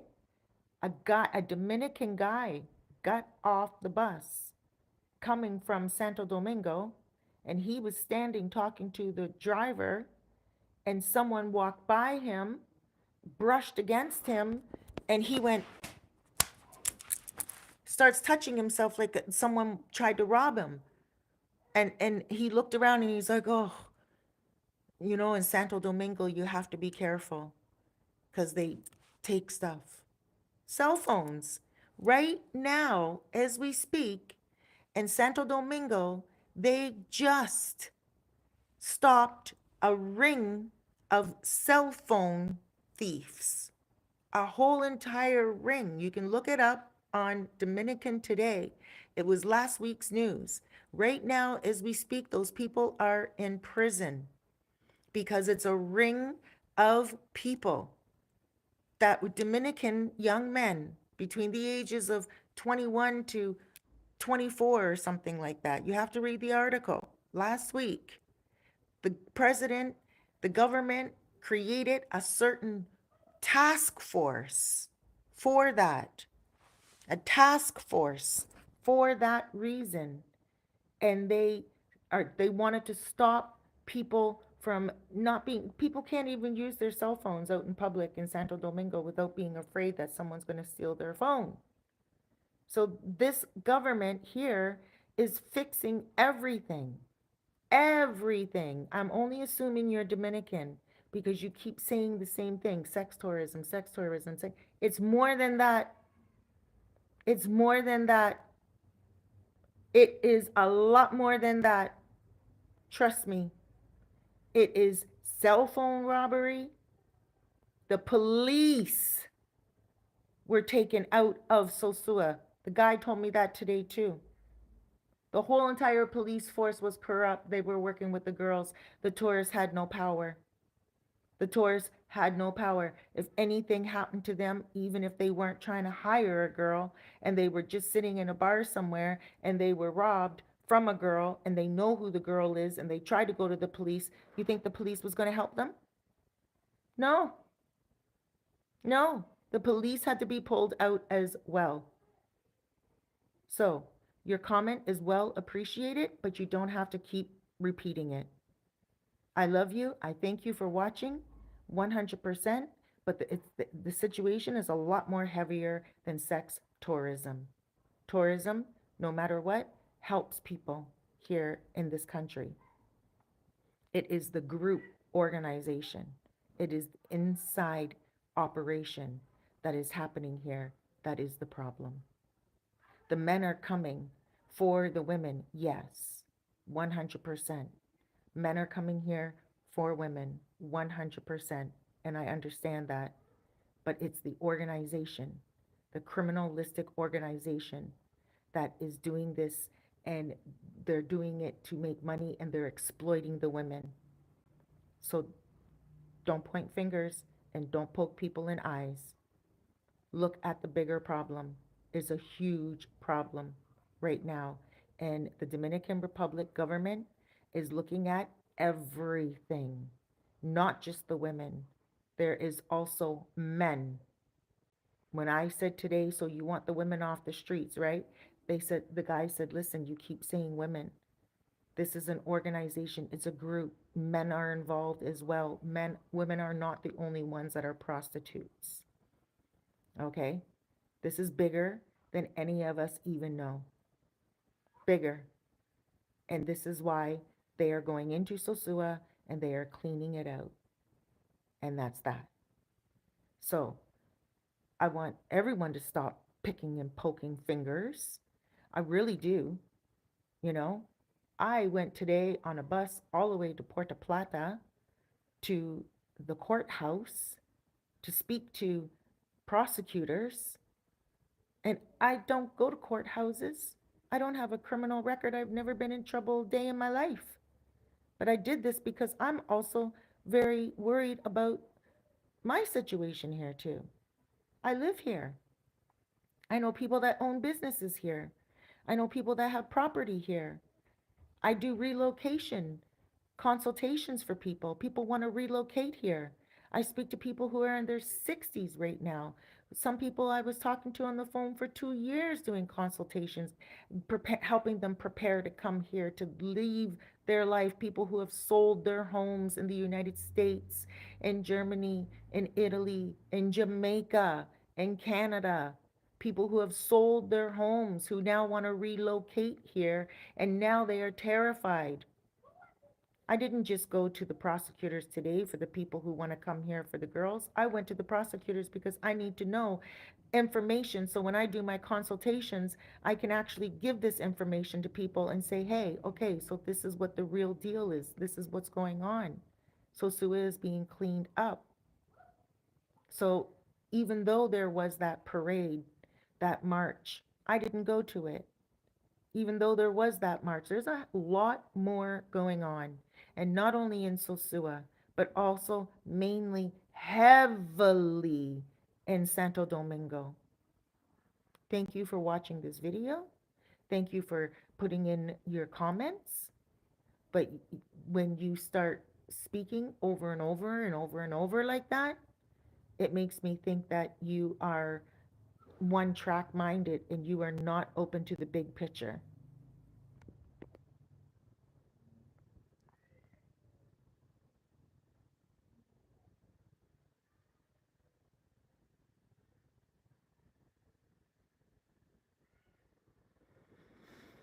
Um, Let me see. Italian Stallion says the gangster bankster, any investor, I don't have my glasses on, that invested in anything in Sosua or Puerto Plata are going to lose their ass. I don't think so.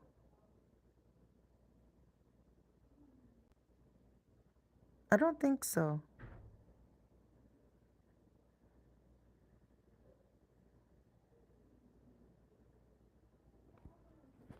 I don't think so. I don't think anyone's going to lose anything. I think people are actually going to start making more money. Investors are going to start making more money, to be honest with you, because only a handful of people come, really, to Pedro Clisante.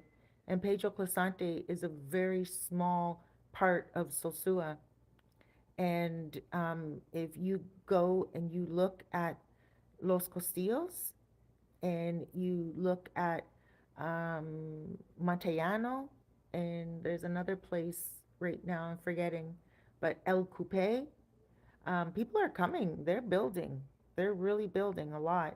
So um, there's only a handful of people that really come on Pedro Clisante. There's not a lot when you look at it compared to how tourism used to be back in the day. Tourism back in the day used to be a lot, a lot, a lot.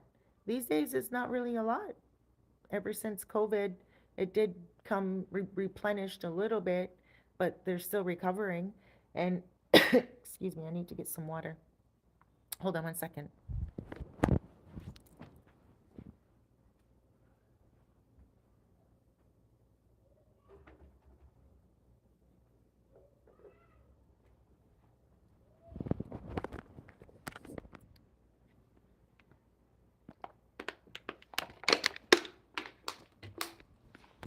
Um, so yeah, there's not really a lot of like investors are not really making money on Pedro Clisante at all. Pedro Clisante makes money from the tourists. Pedro Clisante makes money from the tourists, the little bars, a handful of bars. Not even like, for instance, Jolly Roger. Jolly Roger doesn't have a whole lot of people that come for the substances and the intimacy, right? I don't want certain words to get flagged. So Jolly Roger, it's right on Pedro Clisante, and more expats go there. American expats, black, white, doesn't matter. Everyone goes there, doesn't matter the color. American, Canadian, the guys go there, they eat their food, they go. Um, but the girls don't go there. There's only a handful, like literally a handful of bars, not even a handful. Like me, let me see. One, two, one, two, three, four, five, six, seven. Seven off the top of my head. Seven bars that have girls go to them on Pedro Clisante. So it, and not even all the time. Like the girls don't go inside of those. Only out of all those places, one, two, three, one, two, three. The girls mainly sit outside of the places, but only one, two, three that I know of. The girls sit inside, but mainly the girls stand on the outside of the bars, and they congregate in front of those particular restaurants. And there's not a lot of money. There's not a lot of money. Those girls get the money more than the businesses do, really. The businesses make money on alcohol, but what are they making? Like 10 cents? I mean, sorry, 20 pesos off each beer, or like 50 pesos maybe off each beer. Most of the guys drink rum, and um, they, they like in beer, right? When the guys are eating, they go in groups to go eat. Very rare do you see the guys take the ladies to eat. Um, the guys usually eat together. When guys come together in groups, you see the guys usually eating together. And then when they're done eating, they go on the strip and they meet the girls. Generally, not all the time. Sometimes you see some guys with girls, eating in the group, but very rare will you see five guys eating with five girls. Like each guy have a girl at a table eating food. Very rare. You may see one of the guys with a girl or two of the guys with a girl, but mm-mm. The guys are into the guys. The guys are into the guys, and that's it. But it's not like the restaurants are getting rich or wealthy off of, um, tourism. That most of them are staying afloat. They're able to pay their rent. They're able to pay their livelihood. They're able to pay their employees, their overhead.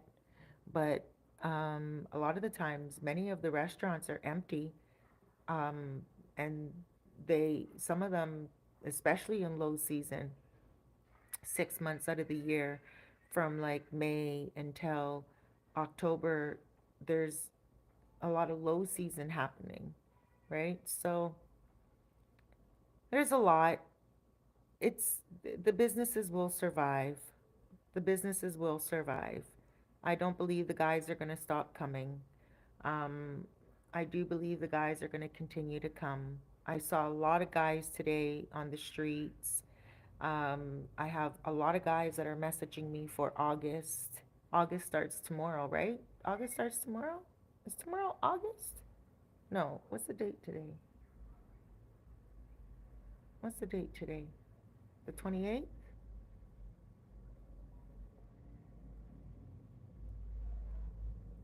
28th. Um, so yeah, um,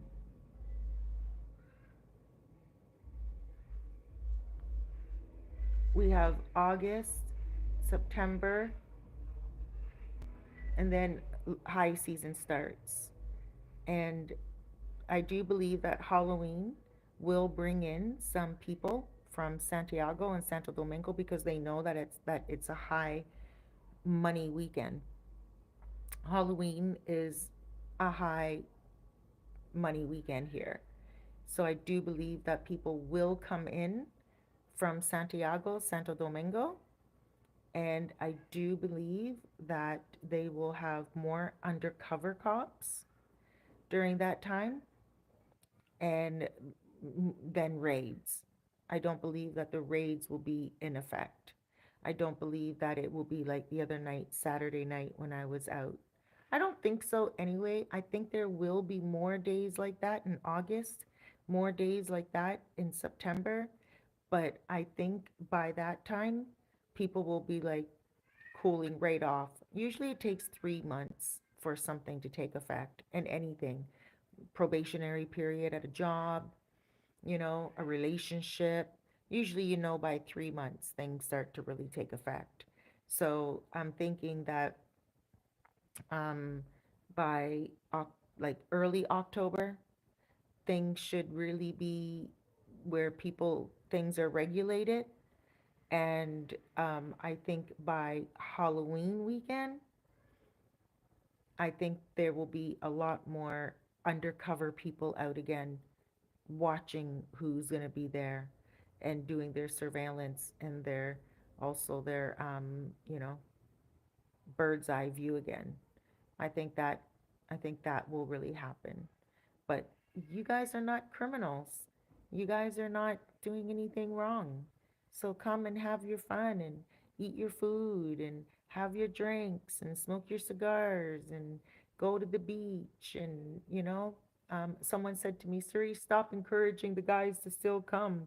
And I'm not encouraging you guys to come and indulge in criminal behavior. No, no, don't do that. But come and enjoy yourself like you always do. You know, the girls are not going to be out like they were before because a lot of those girls were involved in in activity that is just not good. But you can come and find some girls online, go have your fun. But it's not going to be the way it once was. A lot of those girls were not very high class anyway. And some of them, not all of them, but many of them were dangerous anyway. Let me see. Um, Hard Rock Cafe. Let me see. Kevin Lopez. Phase 2, they will round up the YouTubers talking about chica prices and stuff. You know, those guys, let me see. Steve Tall. And who is going to eat at the new Hard Rock Cafe and pay those rip. I don't know what Hard Rock is doing here, to be honest with you. Mr. Skydeck says, I'm definitely coming. Good stuff.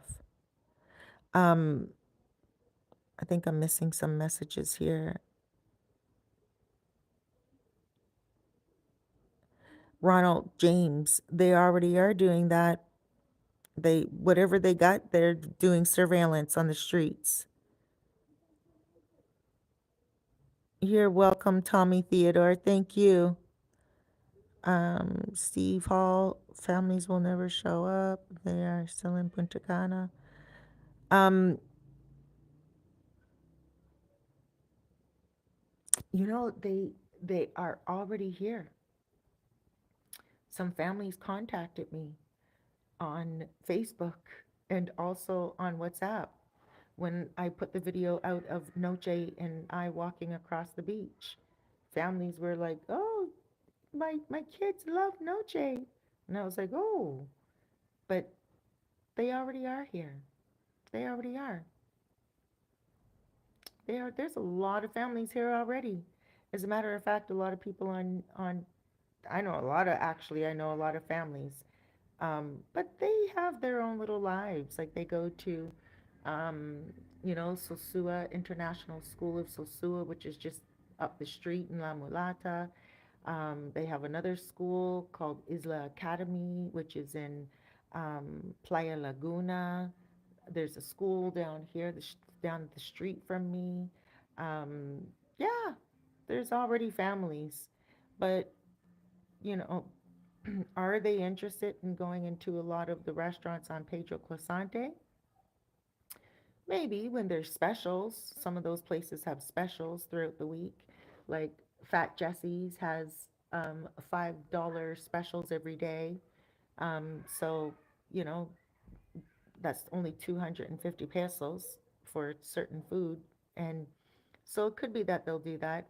I can remember when I had a kitchen with my ex many, many years ago at Plan B. And I actually made family Fat Fridays. And I would make popcorn because they had karaoke. And I would make popcorn for the kids. And we had like, 50 peso hot dogs and little slider hamburgers. And the families came and they left by like 7 o'clock. They came for we made the food specials, 5 o'clock dinner specials, and the families came. They loved it. The kids were well behaved. They sat down. We played music and everything like that. Karaoke started at 8 o'clock. The kids were gone before karaoke started. So looking back on that, I forgot all about that. I forgot all about that, but I made that special. It was called Family Fridays in Plan B many years ago. I guess 6 years ago. Oh no, maybe 6.5 years ago. And the families came out with their kids and they went back home by before karaoke started. So there are families here and they will bring their kids out on special family days and then they're gone again. They're not going to be hanging out on Pedro Clasante all night, 10 o'clock, 11 o'clock at night, for sure.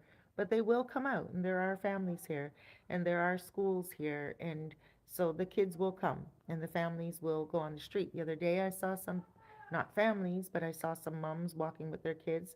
I'm starting to see a lot of Dominican women, just like Dominican women, walk along the street very confidently now. Good Dominican women. And that's one thing a lot of you guys always ask me, where can you find the good Dominican women? And I'm like, not on Pedro Clasante. There's good girls on Pedro Clasante, but you're not going to find them on Pedro Clasante. And I always tell you guys, go out to the campo, the countryside, go out a little bit past Sosua and you'll find some good women out there.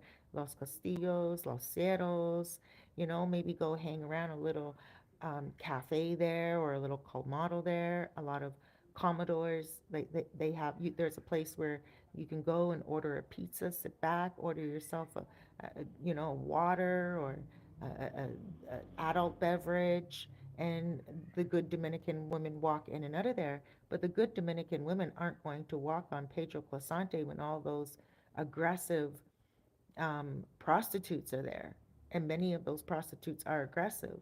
And many of them also look at the good women like they give them nasty looks because there's a form of insecurity there. And those good women don't want to be walking around the prostitutes getting dirty looks and feeling like, whatever. So, maybe the families won't be going out on Pedro Clasante all the time unless there's a special at certain restaurants. But the good Dominican women definitely are. They're going to start walking along those streets a lot more. And I've been seeing a few of them today.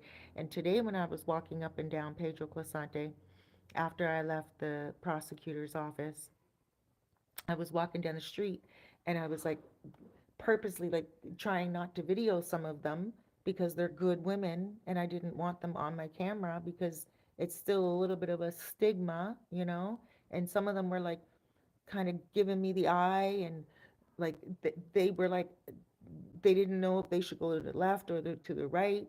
So you will see the video tomorrow where I'm like literally turning the camera at certain times, and you might even hear me say, I'm not videoing you, whispering behind the camera, like, I'm not videoing Jono Video, Jono Video. I say it a couple of times, and a couple of times I go silent, but it's because I'm actually speaking. I'm going, like, I'm pointing to my camera, and I'm going, like, in other words, I'm not looking at you, right? And then they go, and these are good Dominican women, they're not working girls. Actually, what is also on camera, I was walking to go to Bailey's to show you guys what Bailey's look like, and also to go to the money exchange guy because a lot of you guys want to know where you can exchange money. And so I was on my way there, and there was a nice Dominican woman just getting off work. You can see her uniform, and she and she was walking towards me, and she wasn't trying to get out of the way, but I went like turned my camera to the side because I'm like, this woman is not even trying to get out of the way, right? And I felt guilty. And then the guy who he rents cars, I believe it is, yeah, he rents cars and ATVs. He actually said he saw me moving the camera, and it's on camera. You guys will see the video tomorrow. And he said, no, no, no, no, you don't need to do that any longer. And I said, what? And he said, you don't need to stop videoing any longer. Sosua is different now. You're allowed to video on the streets. And I was like, whoa, okay. And I felt so vindicated. Like, I just felt like, whoa. Because for so long I was so insecure to bother the ladies. And it's not their street. The aggressive prostitutes, it's not their street at all, at all. And for so long, I want to go up Pedro Clasante. I want to walk down the streets and video for you guys, but usually I don't. I do have a couple of walking tours of Pedro Clasante, but most of them are 10 o'clock in the morning. Most of them are like 2 o'clock in the afternoon when there's no females out as much because I am very insecure of filming them and very cognizant of the sensitive nature. But today, when he said that out loud, I was like, oh, to the point where I videoed his business, and I immediately, you guys will see it on camera tomorrow.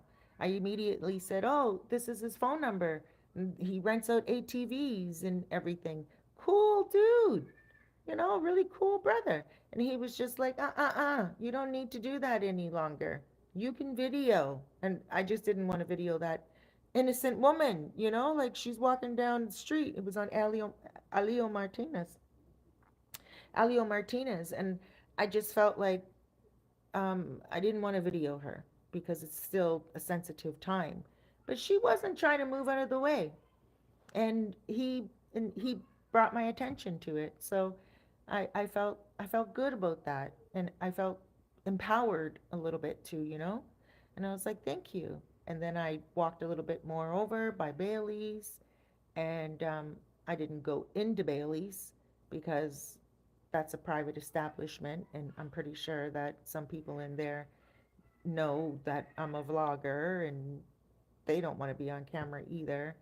Um, and so I just walked down the street a little bit and back again. But yeah, there's a lot of changes happening, and they're all for tourism. They really are. And I want you guys to know that there's going to be some changes.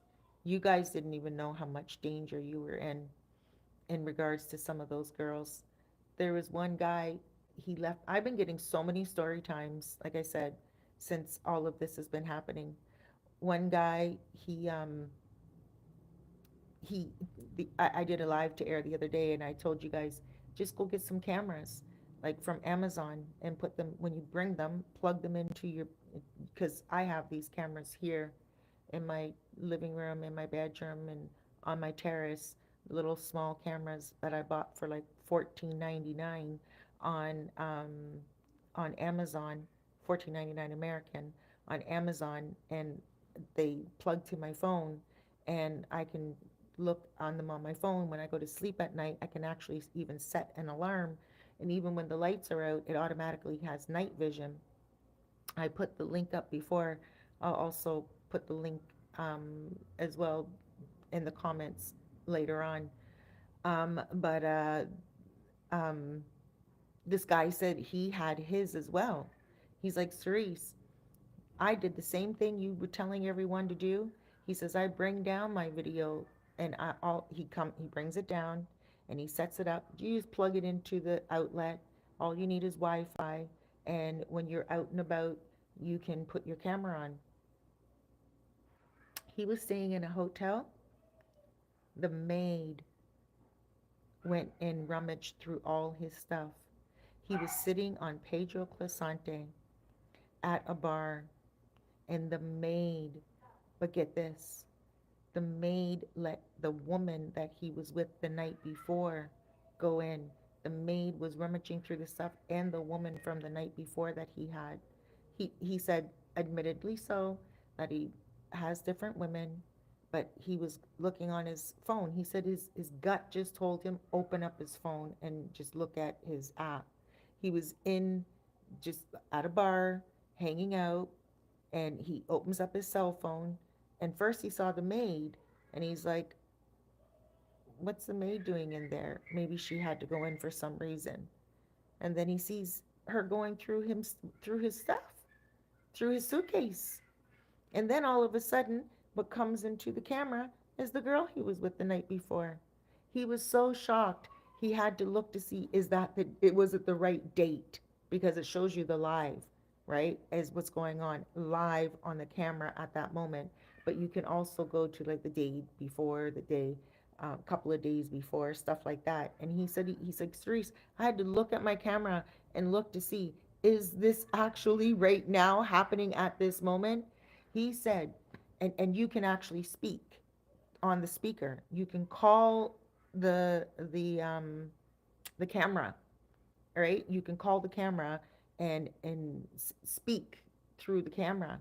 And he said, get out of my room. I have you on video. And he went to the police and showed the police that. And they said, oh, they didn't take anything. That's what the police said to him. Not the current police. Not now. Not now. The other police. Oh, they didn't take anything. Like, what are you complaining for? Come on now. That whole entire police task force is taken out. Not task force. That whole entire police station is cleared out. And that's what they said to him. They didn't take anything because he didn't have anything to take. He hid his stuff. He hid his passport, and he doesn't put anything in a safe. And so many times I told you guys will say to me, Cerise, can you get me an apartment? And I'd be like, yeah. Does it have a safe? Not this place. It doesn't have a safe. Oh, I don't want it. You don't want a place because it doesn't have a safe. Do you realize that's a false sense of security? That's the first place people go to, the safe. Like, you're just like, here we go. Here's my stuff all on display. you know? No. You have to learn. You have to go on YouTube. I'm not going to tell you where to hide your stuff because I have my little hiding secrets and my little hiding spots where I'm not going to say anything on camera where I hide my stuff. But you have to go on YouTube or go on ChatGPT and say, where can I hide my stuff? You know, I have people, I'll tell you a couple of things that my clients have done where I don't hide my stuff in those places. A couple of my clients put them in socks at the bottom of the dirty laundry. Dirty socks, they make the socks dirty on purpose. One guy in underwear, he puts them in his underwear. He slices open the crotch part and he just puts in a few folded bills in the crotch part. Another guy, he puts it in curtains, in the curtain rod.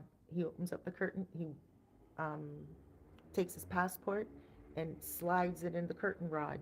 Those are some things that I've heard. But yeah, you guys have to learn how to hide your money. You guys have to learn how to hide your stuff, your small little valuables. You know, you can't just be looking for safes. That's a false sense of security. When I was in Cuba many years ago, there was a maid that used to go to all the different little places when people were at the beach, when people were doing things, and the maid would go and clean out these safes because she knew the codes, and these were the codes before you could reset them, many years ago, and she got caught eventually. My gosh, yeah, there's so much that we really need to think about, and we can't just sit and say, "Oh, the girls are going to be gone." No, Sosua is going to be 2.0. Sosua is going to be fixed up. And I really feel that, and I really know that, and I don't think it's going to be like Boca Chica at all. Sosua will never go down like that. I I just got this good vibe by speaking to the prosecutors today, the Fiscal. They're not talking about anything except stopping the abuse, stopping the crime, stopping the young kids from being trafficked. That's it. And I can tell you guys, 2, 3 days ago, you know, I was upset because I was like, don't do this to the tourists. You know, don't do this to people who are like my clients who are coming here to retire, veterans who fought their whole lives. Some guys, there's this one guy who fought in Desert Storm.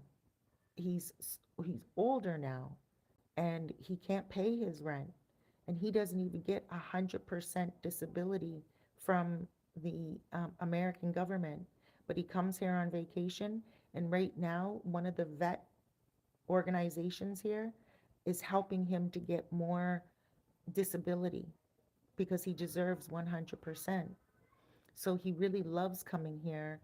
And when he is here, he gets to go for massages. He gets to go and be with other guys and, hang around other people who are vets. And he made his whole entire plan to come here. His whole life, sold his house, everything. He can't afford to live in the United States any longer. He said he is literally unable to afford America any longer. And I have him in my heart. And I thought about him today as I was on that bus going to Puerto Plata. I thought about him and I prayed and I thought, please, just let me get some information that I can bring back to him. You know, I just want to know. Yeah, and he enjoys the ladies as well, but that's not what he's coming for only. He's coming for the good treatment from the vet center. And there are veteran centers here that treat the Americans very well. Guys get here, they get massages, and there are a lot of people who are investing in businesses like that here to help the American men who are veterans, fought for their country for so many years, you know? So, that this is it goes deeper and darker than just these girls. Like I said, when I kept saying the girls, the guy's like, you keep saying the girls. He's like, there's not only girls, there's guys as well, and there's organizations, and there's rings, and Not they're not all on Pedro Clasante either. So, and could you imagine having your daughter on on Pedro Placente with some of these rings, and you don't know where your daughter is? She was taken from Santo Domingo, and you don't know where she is, and she can't leave Sosua, but because she's being watched, she's being put on the street at a certain time, and then taken. Like she can't escape Sosua. In Canada, it's darn difficult for some of those people. I couldn't even imagine Sosua, this small little place. Where are they going to go? They're going to get on the bus right away. Like the police were all part. Oh my gosh. Mm-mm. Too much. Really deep. I'm talking a lot and I'm afraid. I'm afraid. I'm talking a lot. And I don't want to really talk about it anymore. I don't want to make every single live about this. I want to start talking about the good things that are about to come. I want to show you guys reasons to continue to come. I want to show you guys that, yeah, come in October, but hold it down. Don't be so foolish where you don't even know how to ride an ATV. You don't even know how to stop your ATV, and you're making problems in the street. Like the other day when the guy almost ran me over, and I'm walking, I'm like, whoa. And then I realized the man doesn't even know how to ride an ATV. He only got it because he'd been seeing it on videos, and he was by himself. He wasn't even with a group of people. And I'm like, oh my gosh, this man's gonna hurt himself or hurt someone else and end up in jail in a foreign country because he was so foolish that he didn't even take a proper lesson. Anyone's going to rent an ATV to you and give you a 5-minute lesson and say, "Oh, you're good to go." How long you want to rent it for? An hour? No, for the week. I'll take it for the week. I'll learn how to ride it during the week. The guy didn't even have a helmet on. No one wears helmets on those ATVs. You know what I'm saying? So come in October. Of course, come in October. It's a great time to come, you know? And I do know, and I'm not endorsing any of the people that do put on events, because one of the people that puts on events here probably has spoken very badly about me. I've heard recently too, recently, and I don't like it. I don't appreciate it, but it is what it is. And one of his friends from a group that he's in, a WhatsApp group that he's in, told me. And yeah, so that was kind of weird. And I was like, whoa. And I actually supported him for a very long time. But anyway, people put on events here at Halloween. And yeah, it was his close friend that told me, one of his close friends. And the guy messaged me and he's like, Cerise, you've been doing so good with these videos. I really appreciate it. I just want to tell you what this other person said. And I said, just don't tell me, you know, just don't tell me. But anyway, there are people that are putting on events at Halloween. Come. Don't stop coming. Have fun.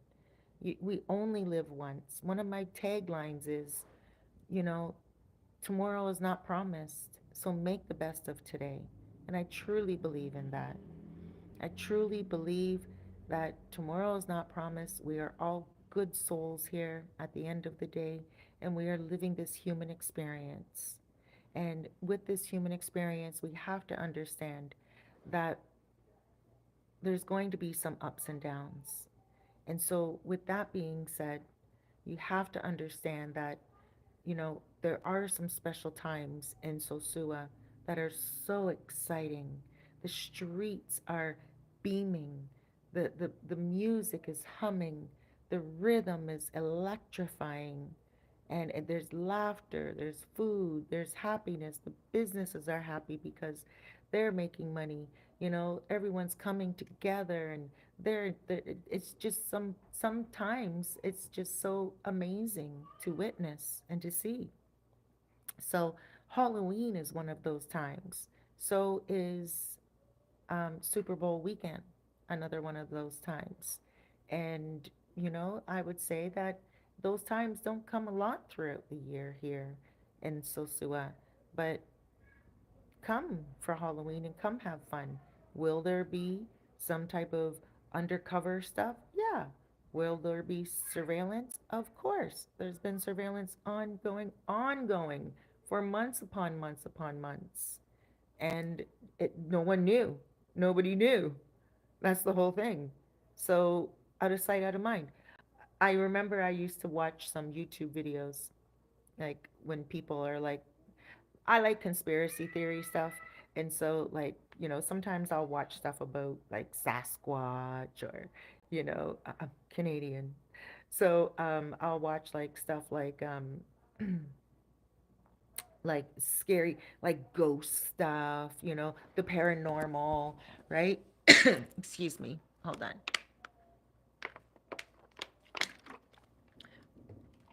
The paranormal. And I can remember seeing this a few videos where people are like literally had cameras in their bedrooms. And I'm like, why would anyone put a camera in their bedroom? And that's because some of those videos are like ghosts would come up on them. And they're fascinating videos. But I was like, why would anyone put a camera in their bedroom? I got one in my bedroom. The first one I bought was for my living room. And I was like, I like this. And now I got one on my balcony. I got one in my bedroom. And I'm like, wow. And so, I don't know they're there. And I love walking around my this is a lot of information, but hey, we are being transparent here. I live, with my dog and everything. So I I don't always wear like clothes in the house, so bra and panties maybe, and I was like at first really shy because I was like, who's gonna see these videos? Like, who's it being casted to? Like who's on the other side of the cloud, you know? But I don't even know they're there now. I don't even know they're there unless I hear a noise outside on my terrace. I check the camera, or when I'm out, I'll check on my dog and my cat, and that's it. And I don't really even know the cameras are there, but they're constantly surveilling.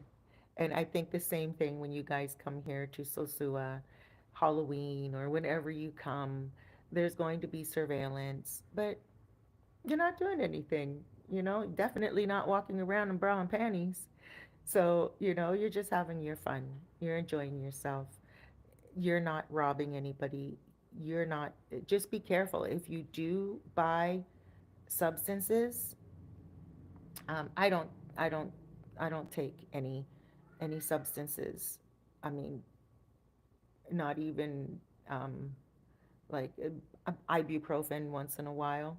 Um, I had plantar fasciitis, I think it's called, because I went for a long walk a week and a half ago, 2 weeks ago, and I went for a long walk in flip flops, and I don't know, it bruised the bottom of my foot, the heel of my foot, and it was hurting. So I took a couple of ibuprofen, and it took me days to do that. So I don't do substances. I like to have a couple of drinks, when I'm out and about and stuff like that. But yeah, if you guys do substances, no matter if it's like legal, Bob Marley, like how it is legal in Canada, just be careful. Don't like buy it out in front of Mag, like right where the cameras are. Um, that's, Tiki Wiki, Meg, all on those corners right there, Kings, all the way down by Bailey's. There's cameras everywhere, everywhere, everywhere. And especially, like, I know some of you guys, some vloggers you may think are over the edge, but one thing I can say, um, when we were in COVID, Mr. T was saying to me, look, look at the white poles they're putting up. They were putting up white poles like everywhere. And I don't even realize they're there any longer. But they were like white poles on top of the poles. Like they look like antennas, right? I don't know how to explain them, but they look like antennas. and they look like high tech antennas. And he was saying that it's 5G network, 5G network. And of course it's 5G network, of course. Um, but this is what he was saying. And so I don't know if it's part of the surveillance, but when you guys are here, you will recognize them when you start looking up. Some of us, we just like this. We forget to look around. We forget to watch our surroundings. We forget to watch our backs. We just enjoy our life, which is, I'm not saying be paranoid, but I'm saying be conscious. Be conscious. Be aware. Know who you're around.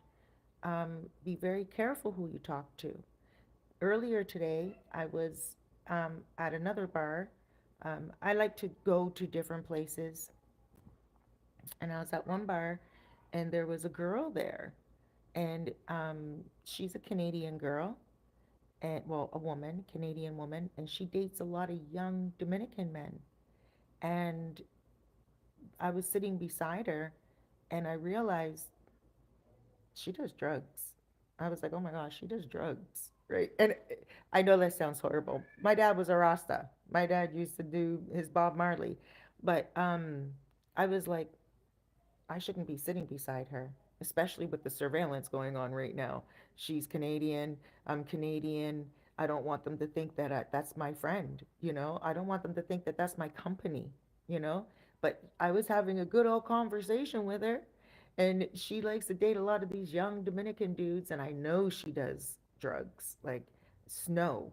I know she does it, but I know I don't judge anybody for what they do. If I'm just going to sit and chit chat with someone for a moment, it's only a moment. I'm not inviting her into my home. I'm not going down the street with her. I'm not going into her car. She doesn't have a car, but I'm not getting on her scooter. She has a little scooter. I'm not getting on her scooter with her. I'm not going anywhere with her, right? So to sit down and chill and chat with her normally would not be a problem. But today, I was like, yo, I started to look around and I was like, mm-mm, I need to watch who I chill with. And I would suggest you guys do the same thing. Sometimes you're on the corner and someone will come up to you, a guy, and start talking to you, a Dominican dude. And he's like, hola, amigo, how are you? He's talking to you. He may not even be trying to sell you anything. He could be just trying to test the waters with you to see if you want something. Maybe he's never seen you before. That's your responsibility, your obligation at that very moment to say, hey, what's up? Don't shake his hand. Dap him. Walk away. Don't even make friends at all with someone if you sense that person looks like they're up to something. This is the time where we have to watch our backs. This is the time where we have to be cognizant and be like, okay, I'm still going to have fun. I'm still going to enjoy life. I'm going to live life like it's my best last day. And I'm going to enjoy my time. But I'm also going to make sure that I'm not going to be caught with certain people. Our parents told us from back in the day, you are who your friends are. And that is going to start coming up a lot more when you visit here in the Dominican Republic. There are a lot of guys, and you don't know who they are. They could be marked. And maybe they just haven't been picked up yet because they're still being watched. Maybe they're hot, heat score. You guys know that word heat score? Maybe they're a heat score. And maybe they're like, still being watched. And they're thinking, oh, the police don't have them marked. But the police have them marked more than anyone else because they are the mole. They are not the mole necessarily because the mole is the rat, right? But no, they're the ones that's going to lead the police to the others. And then they see that guy talking to you shake his hand, you laugh, you buy him a beer because he's being your friend, and you're feeling good because you just arrived, you're chilling on the strip, you're just having a good conversation with him. Maybe you think he can get you a girl because it's difficult to get girls at the time, and you're thinking, okay, yeah, I can let him just get a girl for me, you know? No, don't bite. Mm-mm. Come and enjoy yourself. Have a real good time. Remember, live every day like it's your last. Don't be afraid, but be smart, be wise. Come. Again, Halloween, beautiful time. I I I never really was a Halloween person. I never ever put up Halloween decorations. Um, my kids used to go out for Halloween, and I would get. I never made a big deal of Halloween. I also didn't make a big deal of Christmas either. I'm not a pagan holiday type of person. Um, but as time went on, I did start to have like pumpkin carving contests at my apartment in my condominium downtown Toronto. And I would invite my sisters over with their kids and my mom and my stepdad. And, we would all, my fam, like me, my kid, myself and my two kids, my sisters and their kids, and my mom and my dad, we would all carve pumpkins and put them on Facebook and get Facebook to do like you know, just have fun, like a contest. We'd get Facebook to rate which pumpkin they like best, and that's who would win the pumpkin carving contest. That's the farthest I ever went with Halloween. Didn't really get too much into the spooky stuff. In Christmas as well, it wasn't until I had my granddaughter that I started to get more into Christmas. Rarely put up trees. I was more about Jesus in Christmas as opposed to Santa Claus in Christmas. So that was me. But here, they also don't celebrate Halloween like that either. You're not going to go, and the kids are going trick or treating. They don't celebrate. The Dominicans don't celebrate Halloween. It's not like a huge occasion here for them. It's not like it's a how it is in Canada or the United States. It's a huge thing in Canada and the United States. Here, it's not so much. There's not one door or apartment at all, house dressed up with gauze or like whatever that stuff is called, cotton and pumpkins carved out on the doorsteps and skeletons hung on doors. You would never see that here. In the local area where I live, Charamicos, never. Kids don't go knock on the door for candies. It's not a big thing. Halloween is not a big thing here at all. It's not a local tradition. But it is a huge thing for the American men that want to come here, and it has become a tradition for the American men. And it is lit. It is alive on the streets. And it is not about the women. Sorry, guys. Sorry, guys. I don't know if I'm back live again, but my device seems to be giving out. Now my internet seems to be working, and now my device seems to be overheating. But it was a long day. But I do want to say, before my device does give out again, if it does, let me see.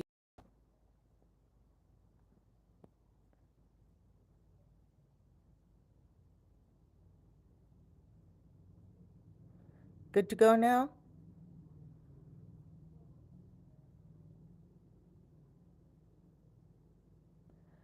Um,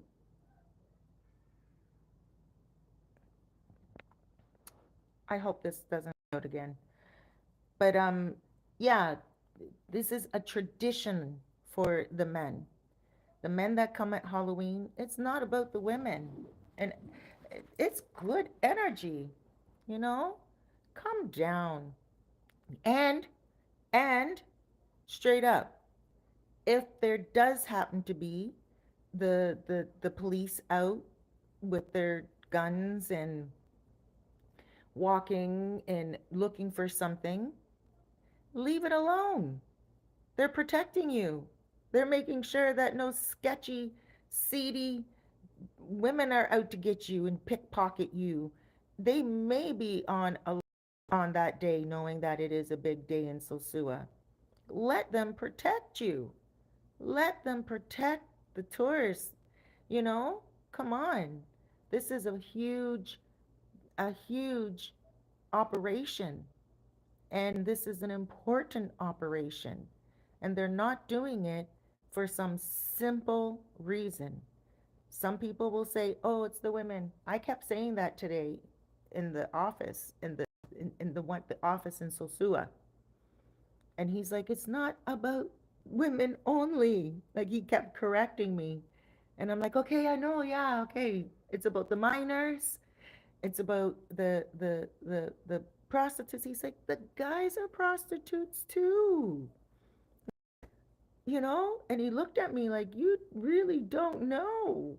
And I'm like, "Yeah." And I, boom, came on like a light.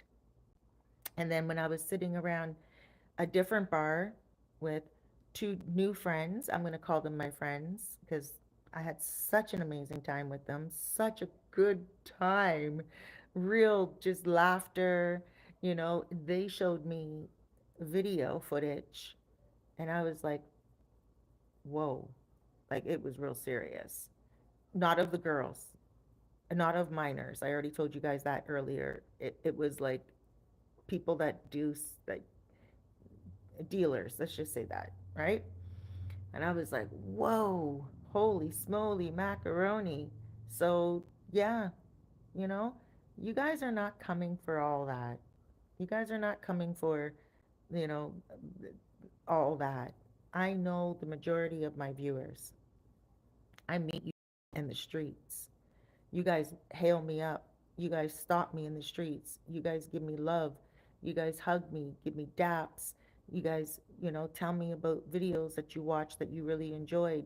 And I know the look of my viewers, and they're awesome people. You guys are awesome guys. You have nothing to be afraid of here but fear itself. Again, if you are planning on coming in Halloween, I do know that there are people that put on events here, and they put a lot of heart and soul into making sure that you guys are going to have an amazing time. Um, and Flip Flop, okay, he puts a lot of effort into you guys having a good time on Halloween. I actually think that he's the one that created the whole entire Halloween thing. I don't know, maybe I'm wrong, but I do know a lot of effort into Halloween for you guys. His birthday is, he's a Scorpio, so his birthday is also near Halloween. So I think it's intertwined as well, right? So, you know, I do believe that there's a lot of special things that are being planned for you guys at Halloween. So don't not come. Live it like it's your last life. Just come and have fun. Don't be afraid. You know, I'm a female. I'm walking down the streets. I'm already used to seeing these cops with rifles. Today I saw them with their rifles. Um, Today I felt comforted. I did. I felt great. I was like, I don't mind it. And I know some of you guys are like, well, I would, but I'm being real with you now. I'm being real with you. You're being protected. You're not being pushed out. There's abuse going on, and it needs to be stopped. It needs to be stopped. And again, I don't want to go on too much about it either because I know that not only you guys around the world are watching, I do know that some Dominicans here are watching as well. And maybe not, maybe some people who are involved in that, and maybe they feel I'm talking too much. So I don't want to seem like I am the all to be the, the all holy one either. I don't want to make it seem like I am, you know, bashing them because some people, I mean, I come from Regent Park, downtown Toronto. they gentrified it because it was so New Jack City, where I was born and raised until I was 17 years old. I left there when I was 17 years old. So I know what the hood's all about. I know what it's like when police go in and clean out a place. I get it and I understand it. And it took a long time for them to clean up that place where I came from. But I understood it and I go there and it's great. It's great. It's beautiful. The people are happy, but I mean, people are still doing the same thing they used to. They just do it discreetly. And that's all. You guys, um, I hope you guys feel where I'm coming from. I hope you guys understand that on every side of the fence. I'm not trying to walk along the fence. I'm not trying to be on one side or the other. Um, I don't promote anything except apartments and real estate, soul coaching, and my books and relocation. That's my thing. That's what I do, and this is not going to affect me at all because I don't only write books. Sosua. I'm writing many books right now, and my soul coaching. My clients don't live here at all, and I don't do any soul coaching with Dominicans either. I do it all with Canadians and Americans all over the phone. And my consultations, when people contact me, they come on vacation here before they come. Most people want to go off the resort. They just want to talk to me about how to tackle that because they're always used to going on the resort. Um, and apartments, I'm not renting out like, apartments that are 2,000, 3,000 a month anyway. I rent out budget apartments and they're long term. And right now I only have 3 apartments, right? All the rest of the apartments that I usually have are rented out right now in low season. They're not my apartments, they're landlords' apartments, but apartment landlords that I work with. I'm sure I could get more apartments like that because they're all over the place. But I only work with a certain amount of landlords and specific landlords, the ones that I know personally, and I know that they're going to take care of you. If your washer isn't working, if your lights are not working, if your internet's not working, if there's something wrong, they're going to be on it immediately. And that's what I really love. They're not making excuses. They live here. They don't have to call a guy to get a guy. They live here and they're going to be on it immediately, and the problem will be fixed that day or the next day if it's not a Sunday. So this stuff right now that's going on in town, it doesn't affect me at all. And that's one thing too. When I went to the courts today, when I went to the Fiscalia today in Puerto Plata, the one thing the girl said to me at the desk, um, she said, okay, so tell me more. Like, what is like? Is this affect? Do you live in Sosua? I said yes, I live in Sosua.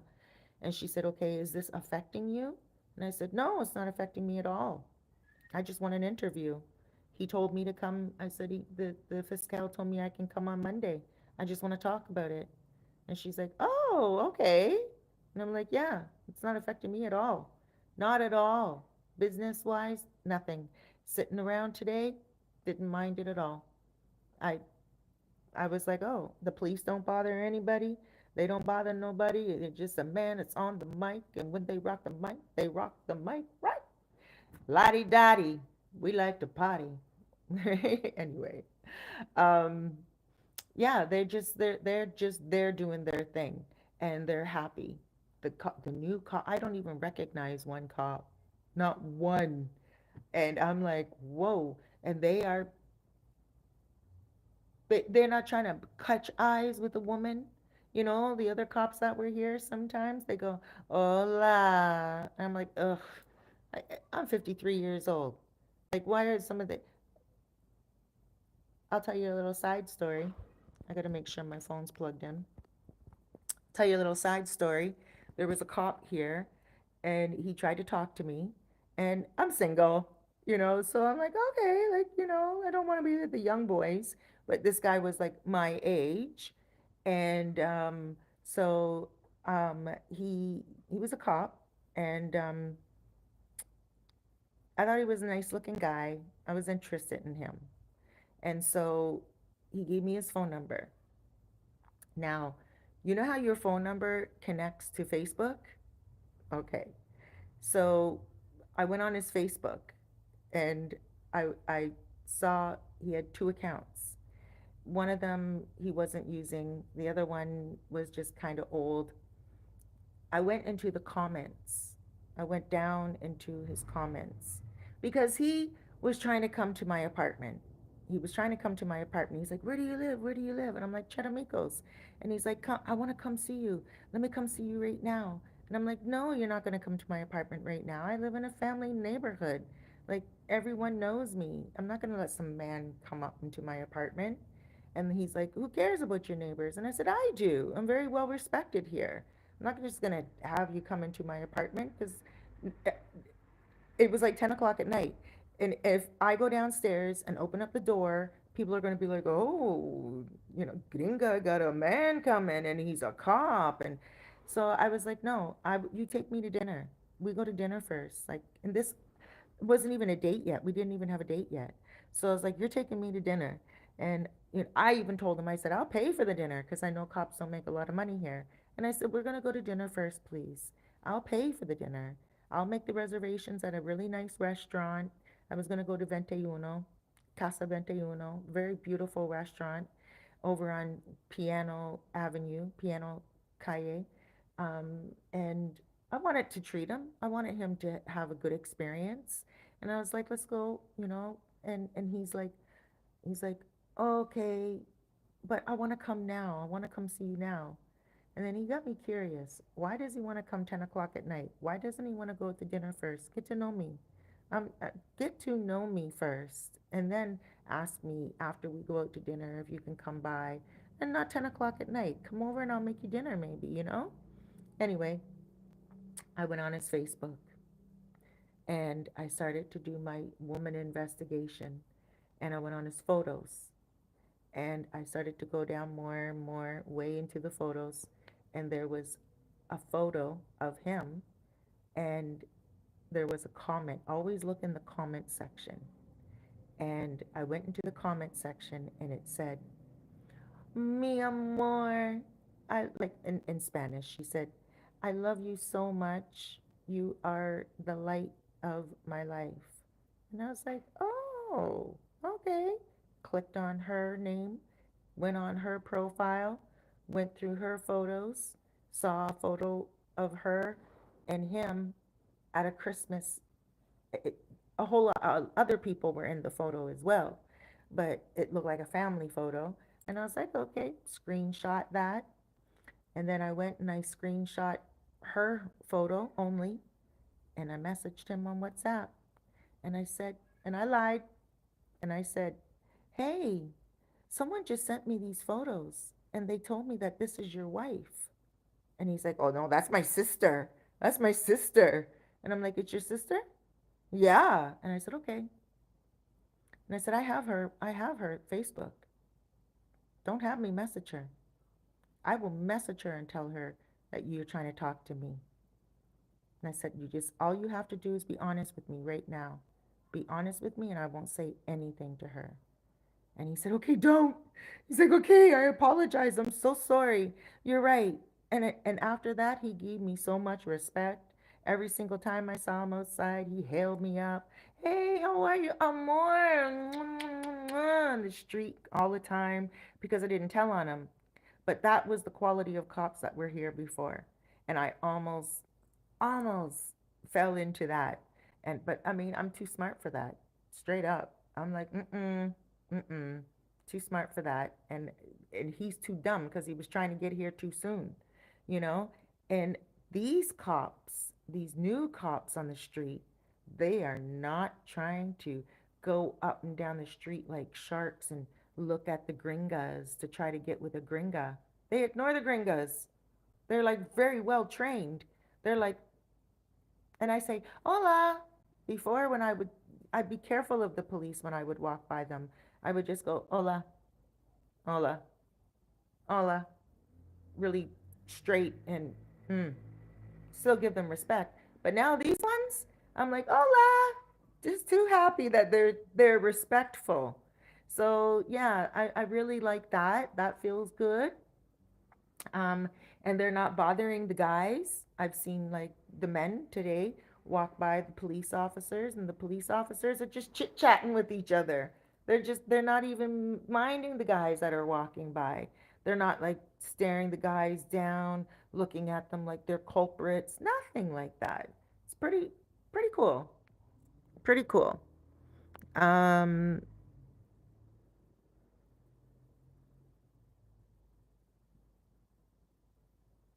right. Let me see. Howard Tynes. I am a former baseball player. Hope they work on the small baseball field. Oh, the baseball field there. Yeah. So the baseball field, there's a lot that goes on there across from Casa Marina, right? I believe that they're going to start doing that as well. You're a former baseball player. That's awesome. So yeah, baseball is a huge thing here. Basketball is really huge in Charamicos, where I'm at right now.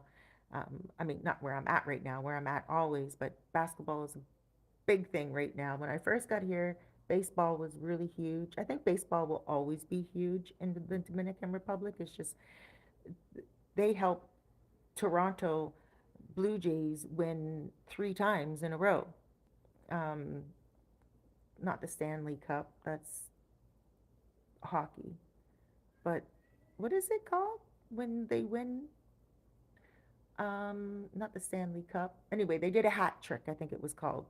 And they won 3 times. And it was Dominicans that did it. George Bell. Um, I forget the guys' names. World Series. Thank you. Yeah. World Series. Sorry guys, I'm not looking at these messages. Ola from California. Yas chosen. That's God's chosen. Let me see. My phone is hot, so I'm afraid to move it. That's the reason why I don't want my phone to cut off. There's a nice place to play games. They play PlayStation that closed down now. Howard Tynes. That was Clay's place that closed down now. Um, Difficult financially. Yeah, the police, they're so they put in an extra 100 police here. Um, but I don't see them. I don't see a lot of police. I saw a lot more police before. So I used to see so many police before, like going up and down the streets constantly. And today I didn't see that at all. I don't see I don't see as many police in the last couple of days. Only on Saturday, when I was out on Saturday, obviously they did that whole operation. Um, but I think they deploy them during operation peak times. They bring them in and then they're there for the night and then they're gone again. But there's definitely not as many police officers as there once was. You guys know, you would always see police officers going up and down the street on motorbikes. Um, I have been seeing like a few of them on motorbikes, not as many. Most of them are on foot. They're walking on foot. I saw some of them down by where I was sitting at Beachway Plaza. I was sitting today for Margarita Monday at Checkpoint. You know, Checkpoint is the same plaza that Flip Flops in, but the Canadian bar. I was there. I had a couple of margaritas, and there was the uh, just 2 police officers. They were minding their business, talking to each other. They didn't. I don't remember them having rifles, but I'm pretty sure they had some type of tools. But yeah, they weren't. They were minding their own business. I didn't see a lot of police cruisers like we usually do, those pickup trucks. Not a lot of those. Um, Before we used to see a lot of police pickup trucks. I think again, it, like you just said, it is very expensive to bring in a brand new police force. But I think they're saving the police for their special operations whenever they do it. I don't know if they're doing it every night, but I do believe it would most likely be on weekends. But again, don't let it fear you. Don't let it bother you. Um, the other night when I was up in the police officers' faces, I know I took a lot of flack for it on my YouTube channel. People, keep saying, you know, I shouldn't have done that. I shouldn't have done that. But if I didn't do that, then I wouldn't have the answers that I had to have right now today and the comfort level that I have right now today. And when I got to Puerto Plata, the guy was pretty cool. Nobody said, "Oh, you don't do that again." And not only that, the police officers were like almost laughing at me. They were like, looking at me because my Spanish, and here I am with the camera, and they're just like, oh my gosh. They were like kind of like, oh gosh. But it is common here for Dominicans to do that. It is very common here when there's a situation going on. Dominicans do video everything. So it's not like something that's very rare or unheard of. Dominicans are very um, it's very common for them to pull their cell phones out and take videos right away of the police officers and go right up in their faces when there is disturbance. Like there was no disturbance when I was doing that, and I was going up to them and I was asking them questions. The one guy that was eating his sandwich, he was helpful. He was helpful.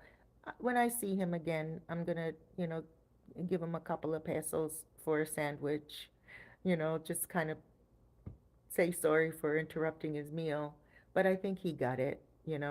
He wasn't even working at that moment. He's just a police officer, but he wasn't part of that operation that night. He was literally just sitting back on his break eating. He wasn't part of that operation.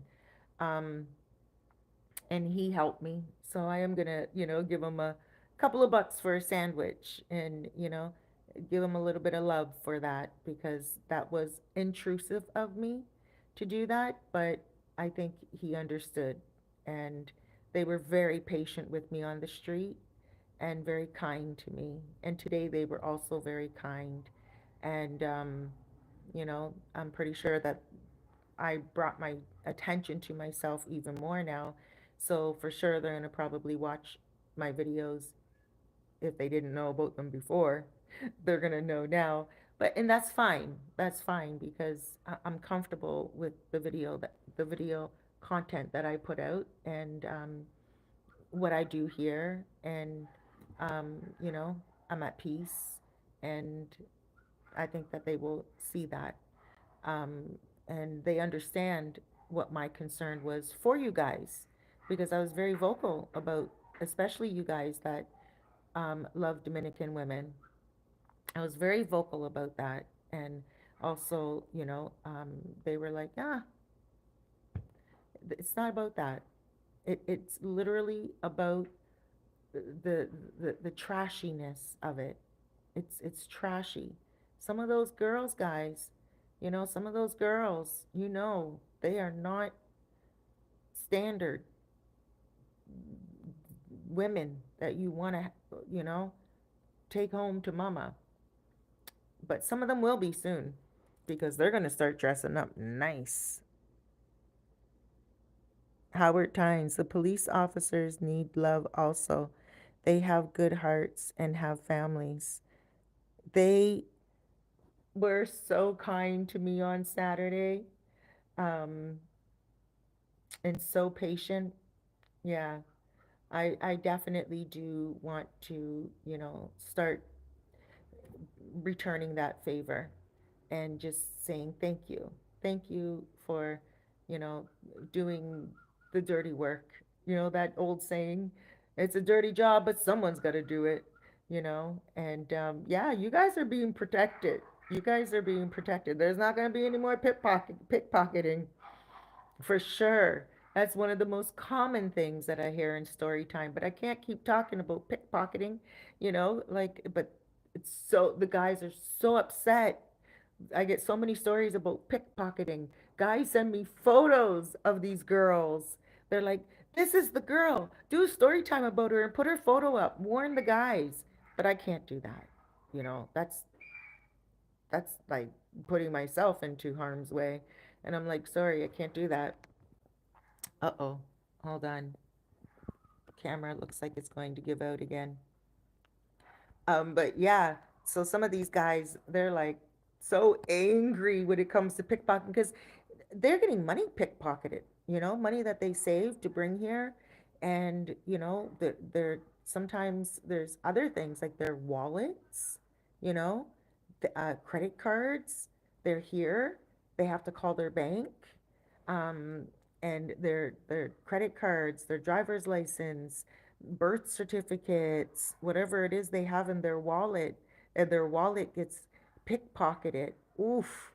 Oh, I had one guy, he wanted to just, and he went to the police and he told the police, and the police said, "How do you know she took it? How do you know she took it?" And she looked at she took, it was like a few minutes later. So one guy, he was in a bar. I'm not going to name the bar because it's not the bar's fault. He was in a bar and it was on Pedro Clasante. He was chilling out. The girl walked by him like this, like magic, and took his wallet out of his pocket, out of his back pocket. And that's what I would say. Don't put your wallets in your back pockets. Don't put your cell phones in your back pockets. Take a couple of bucks out. Keep your identification at home.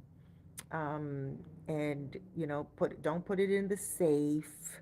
Come on, put it somewhere safe, but not in the safe. That's ridiculous.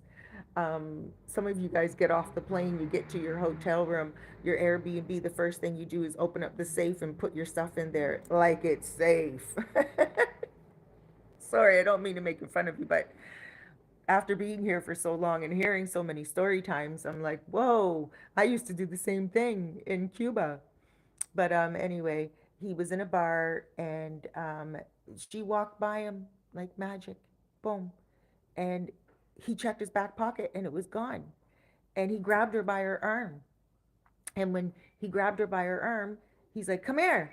And she didn't have enough time to put the wallet away, but she yanked her arm out of his hand and ran down the street. He runs after her and he's running after her. By this point, she dashes the wallet. This is along Pedro Clasante. Now she got all the way down by there's a place where you can rent cars on Pedro Clasante, right? And when you go into the car rental place, it's all gravel. She ran into there and dashed the wallet. So he held her there. He wouldn't let her go. And he said to the police officer, "This is," and he took a photo of her.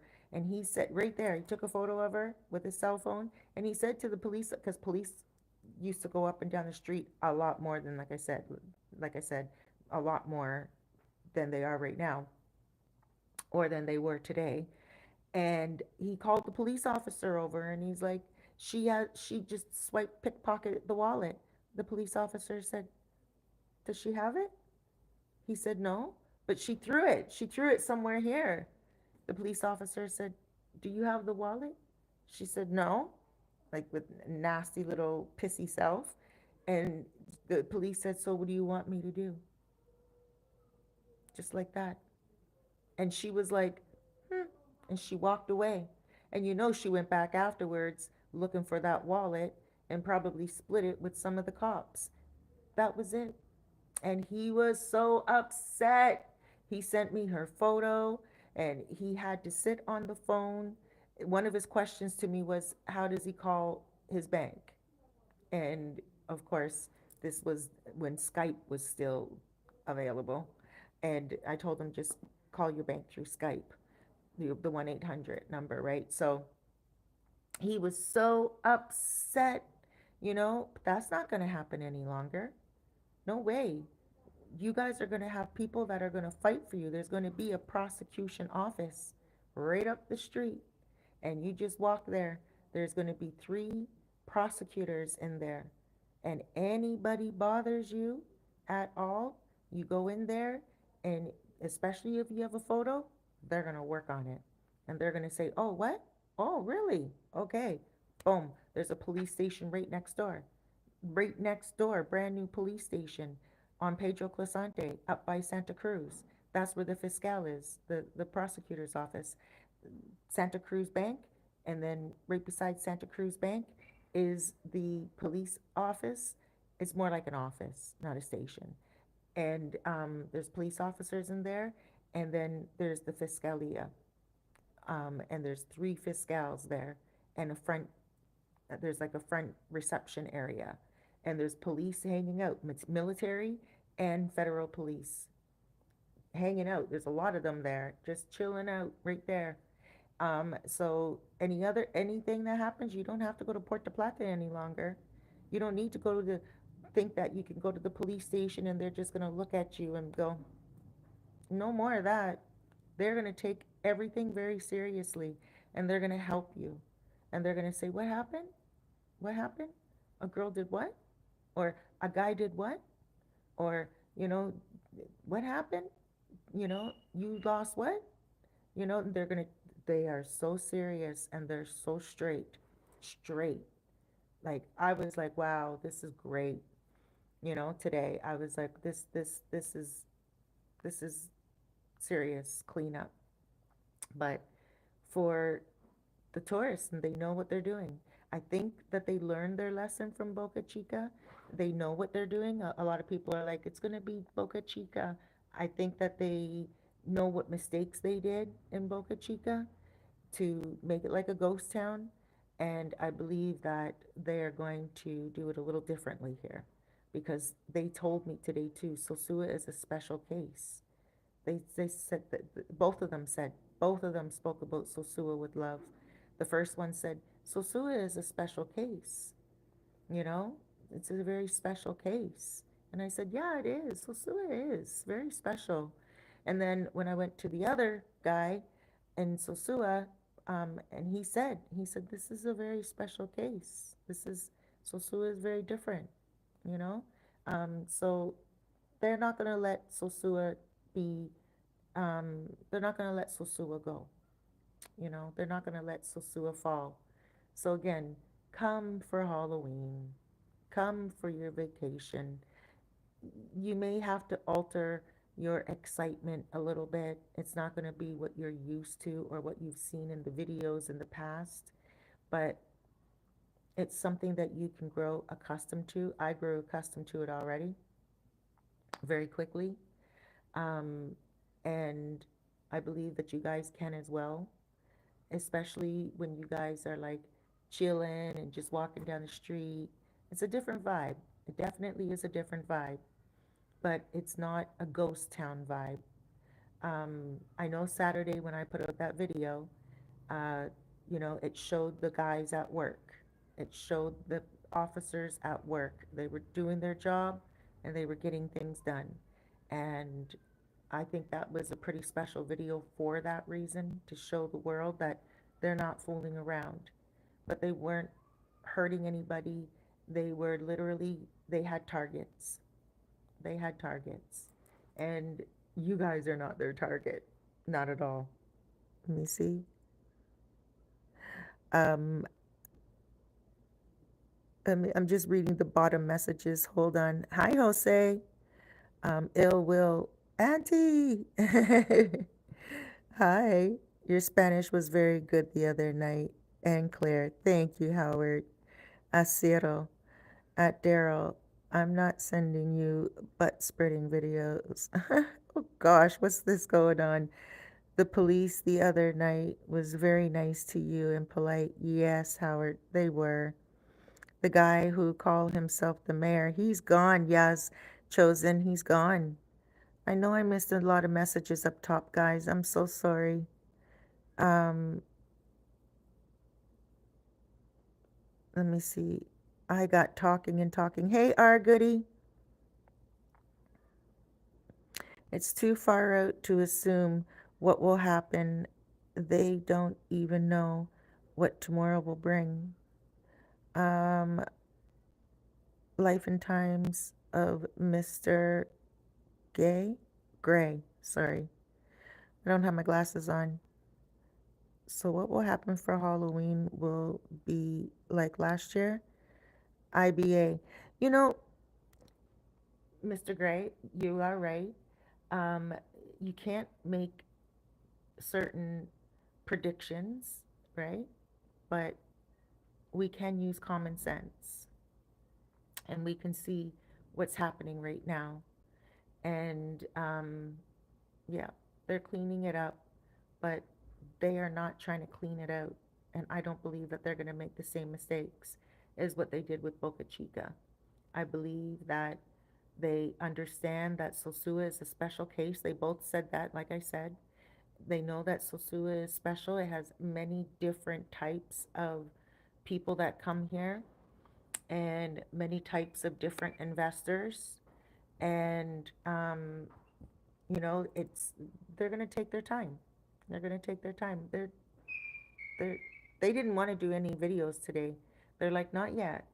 The one guy said, I can't. I can only talk to you off the record. The guy, Puerto Plata, he said, I can't. I can only talk to you off the record.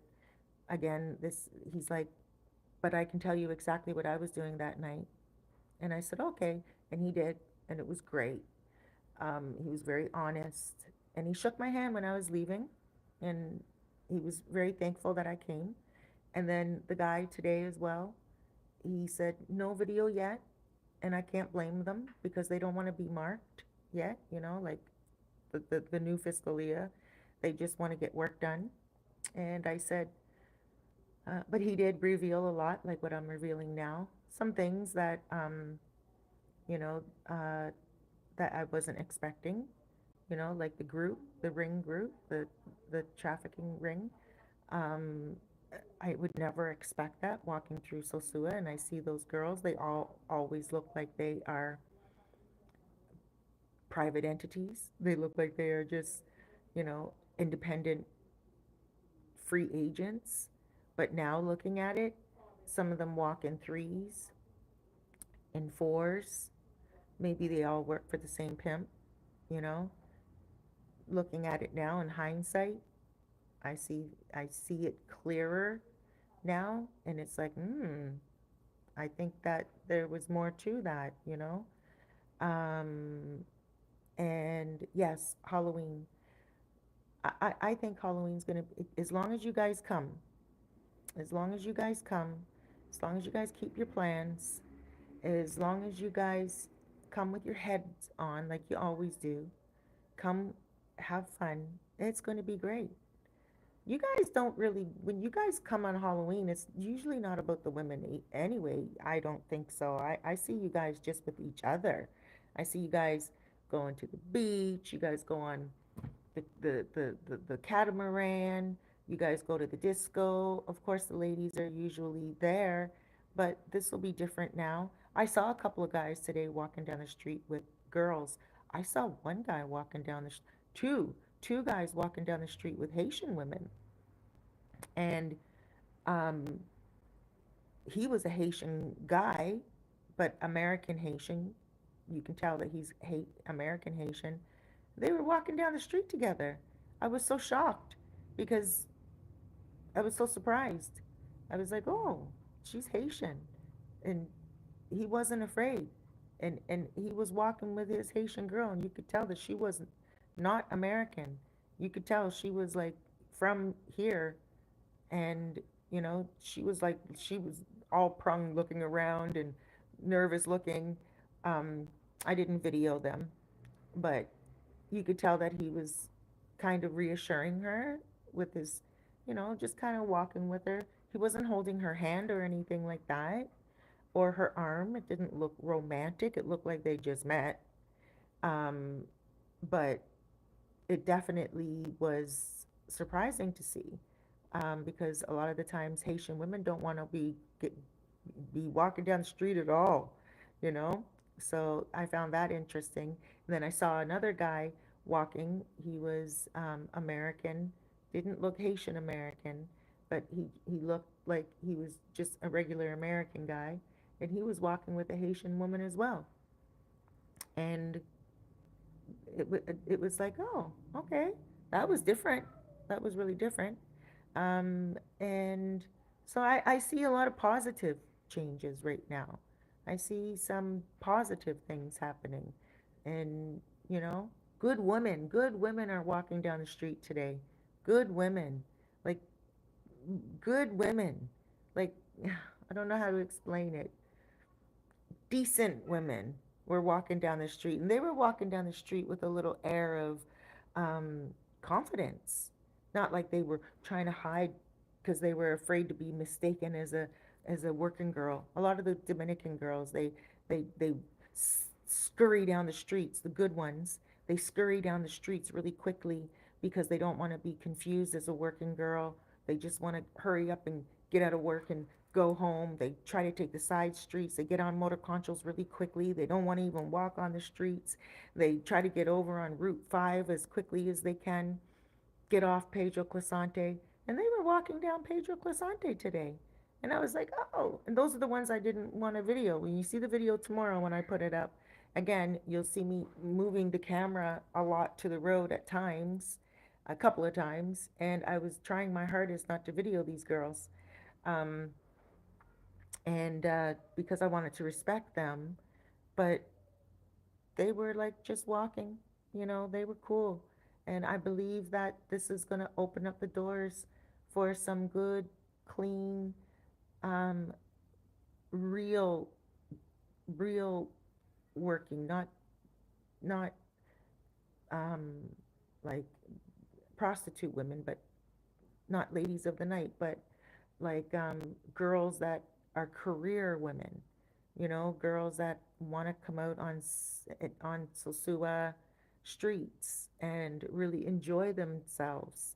And I believe that some of them will start to come out to eat at the restaurants and feel a little empowered now. I felt empowered today walking with my camera, and something I never, ever, ever felt comfortable doing because I've always felt very insecure, very nervous, very, very, very careful not to video the girls. And I felt like it was their street, you know, and they're very aggressive. And I can be just as assertive. So I'm not afraid of anyone because, listen, I don't like to be confronted and I don't like to be accosted. I know how to stand my ground. So I'm not afraid, but I was insecure, you know, and I don't deal with insecurity well. It's not one of my things that I do. So it was very uncomfortable for me to have to feel that as I'm walking down the street. And again, when I would do those walking tours on Pedro Clisante, I think I probably only have 5 of them over the last 7 years, maybe 5 of them, because for that reason. But but yeah, today when that guy, he said, "No, no, no, no, no. You don't have to be afraid. Like you don't have to do that. It's different now." Right? I was like, "Oh, that was really nice of him to say that." So, yeah, guys, you know, don't be afraid of change. Change is inevitable. But come on down, enjoy yourself, and come on down for Halloween. Come on down. Come on down. You guys love each other's company. Guys are so different than girls. Girls are so catty.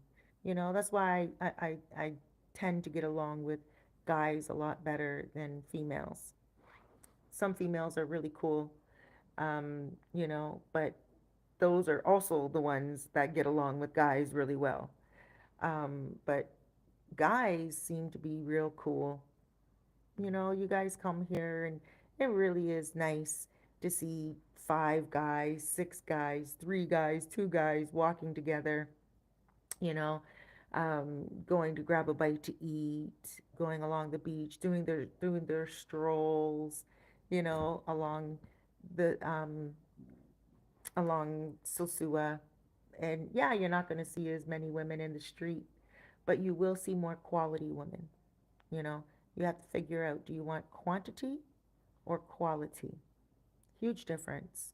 When you have quantity, some of those girls are not quality. And you guys even side eye some of them.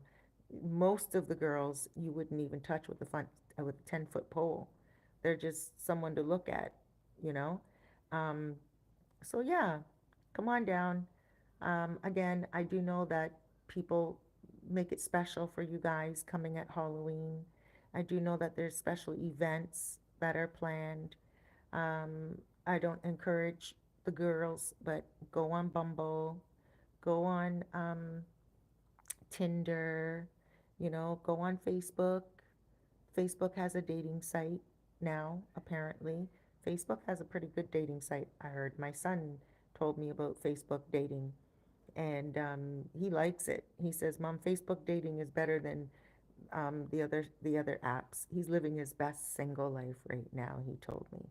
And so he's enjoying his life. He's 30, so he's enjoying his life. He's single again, so he's just living his life. And he told me that he likes Facebook. Um, and apparently they have a dating app.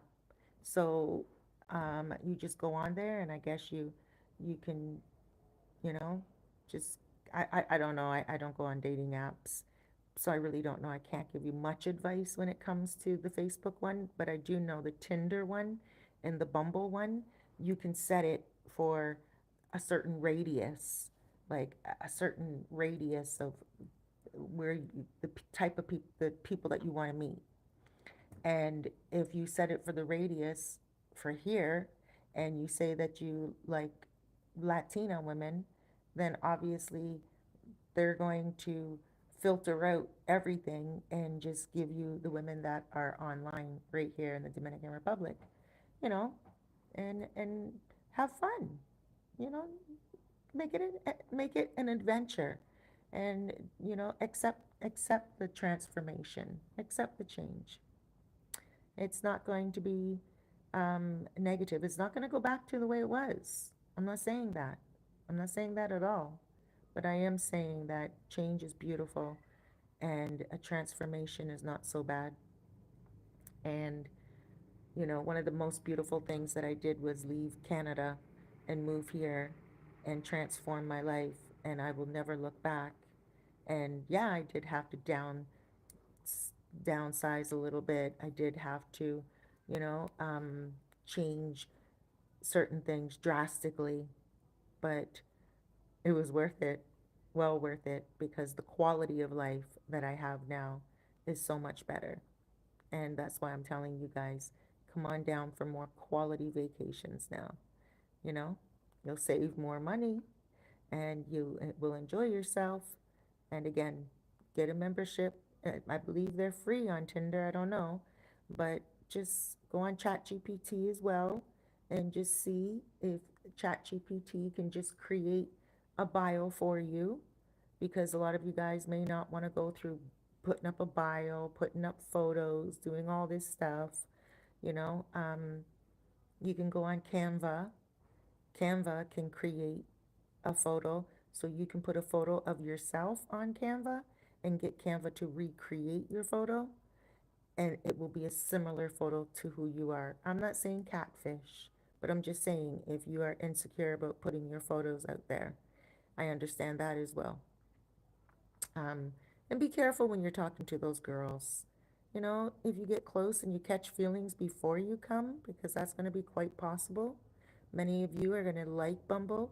Many of you are going to like Tinder. Many of you are going to like Facebook app dating. Just be careful. Don't talk too much of your business, because you also don't want to set yourself up for foolishness, I'm not saying those sites are safe at all. I'm not saying those girls are safer at all. All I'm saying is be smart, um, be wise, you know, um, just make proper decisions. Don't tell any girl how much money you're making. Don't tell any girl how much money you're bringing. Get your own, exchange your own money. The video that I'm putting out tomorrow is scattered. It's all over the place. I tried to give the information that I gave you guys in this live today. in that video, but I kept getting cut off. I got cut off so many times and distracted so many times. One time I got distracted because of showing you guys Pedro Clasante. And then I got distracted again because the guy that told me it's okay to video people. Then I got distracted again because I wanted to introduce you guys to the money exchange guy on the corner over by Bailey's. A lot of you guys asked for money exchange, and so I did a little video. I put him in the video, and then I went back into doing my video, and then I saw Mr. T, and I put Mr. T on the video. So the video's all over the place. It's it may upset you a little bit because it's not a uniformed video. I'm not sitting down giving you the goods like what I would normally do. I apologize about it now, and I apologize about it in the video as well. But it it's still an entertaining video, I think, or an adventurous video. You get to still see Pedro Clasante. You get to still, get some information. The money exchange guy is very important. He's somebody who has been doing it for 20 years, and get your money from him. Don't tell any of these females that you need their help. Don't get any help from any of these females that you meet on these dating sites. You don't need their help at all. You contact me, you contact other vloggers. We're here to help you. You just contact me and I'm right here. My phone number is right 829-702-7726. Don't call me because I don't answer calls. Don't video call me. I don't answer video calls either. But I answer scheduled calls. If you want a consultation, then I'll answer a call. But I don't answer every call that comes in because there's too many. But message me, leave me a voice note. I don't care if it's 10 minutes long. I'm going to listen to it and I'm going to answer you within a 24-hour period, if not sooner. And if you don't get an answer from me, message me again. Hey, Cerise, left you a message because I have that automatic response. And so sometimes it automatically responds and I miss it and it gets buried. Okay, so if you see that automatic response come on, leave another message right under. My automatic response says, make sure you subscribe to my YouTube channel, right? And when you see that, that's not me responding, that's an automatic response on WhatsApp. Boom, leave another message right away and you'll stay at the top. You won't get buried. Message me. You need anything. You're never bothering me. I'm here to help you. You guys are my subscribers. You guys are the people who I make these videos for. I give out my number for a reason. If you want a session, a 30-minute session, a 60-minute session because you want to talk about something very specific, you want a coaching session because you want to talk about relationships or you want to talk about something that's on your heart, on your mind, weighing you down, we can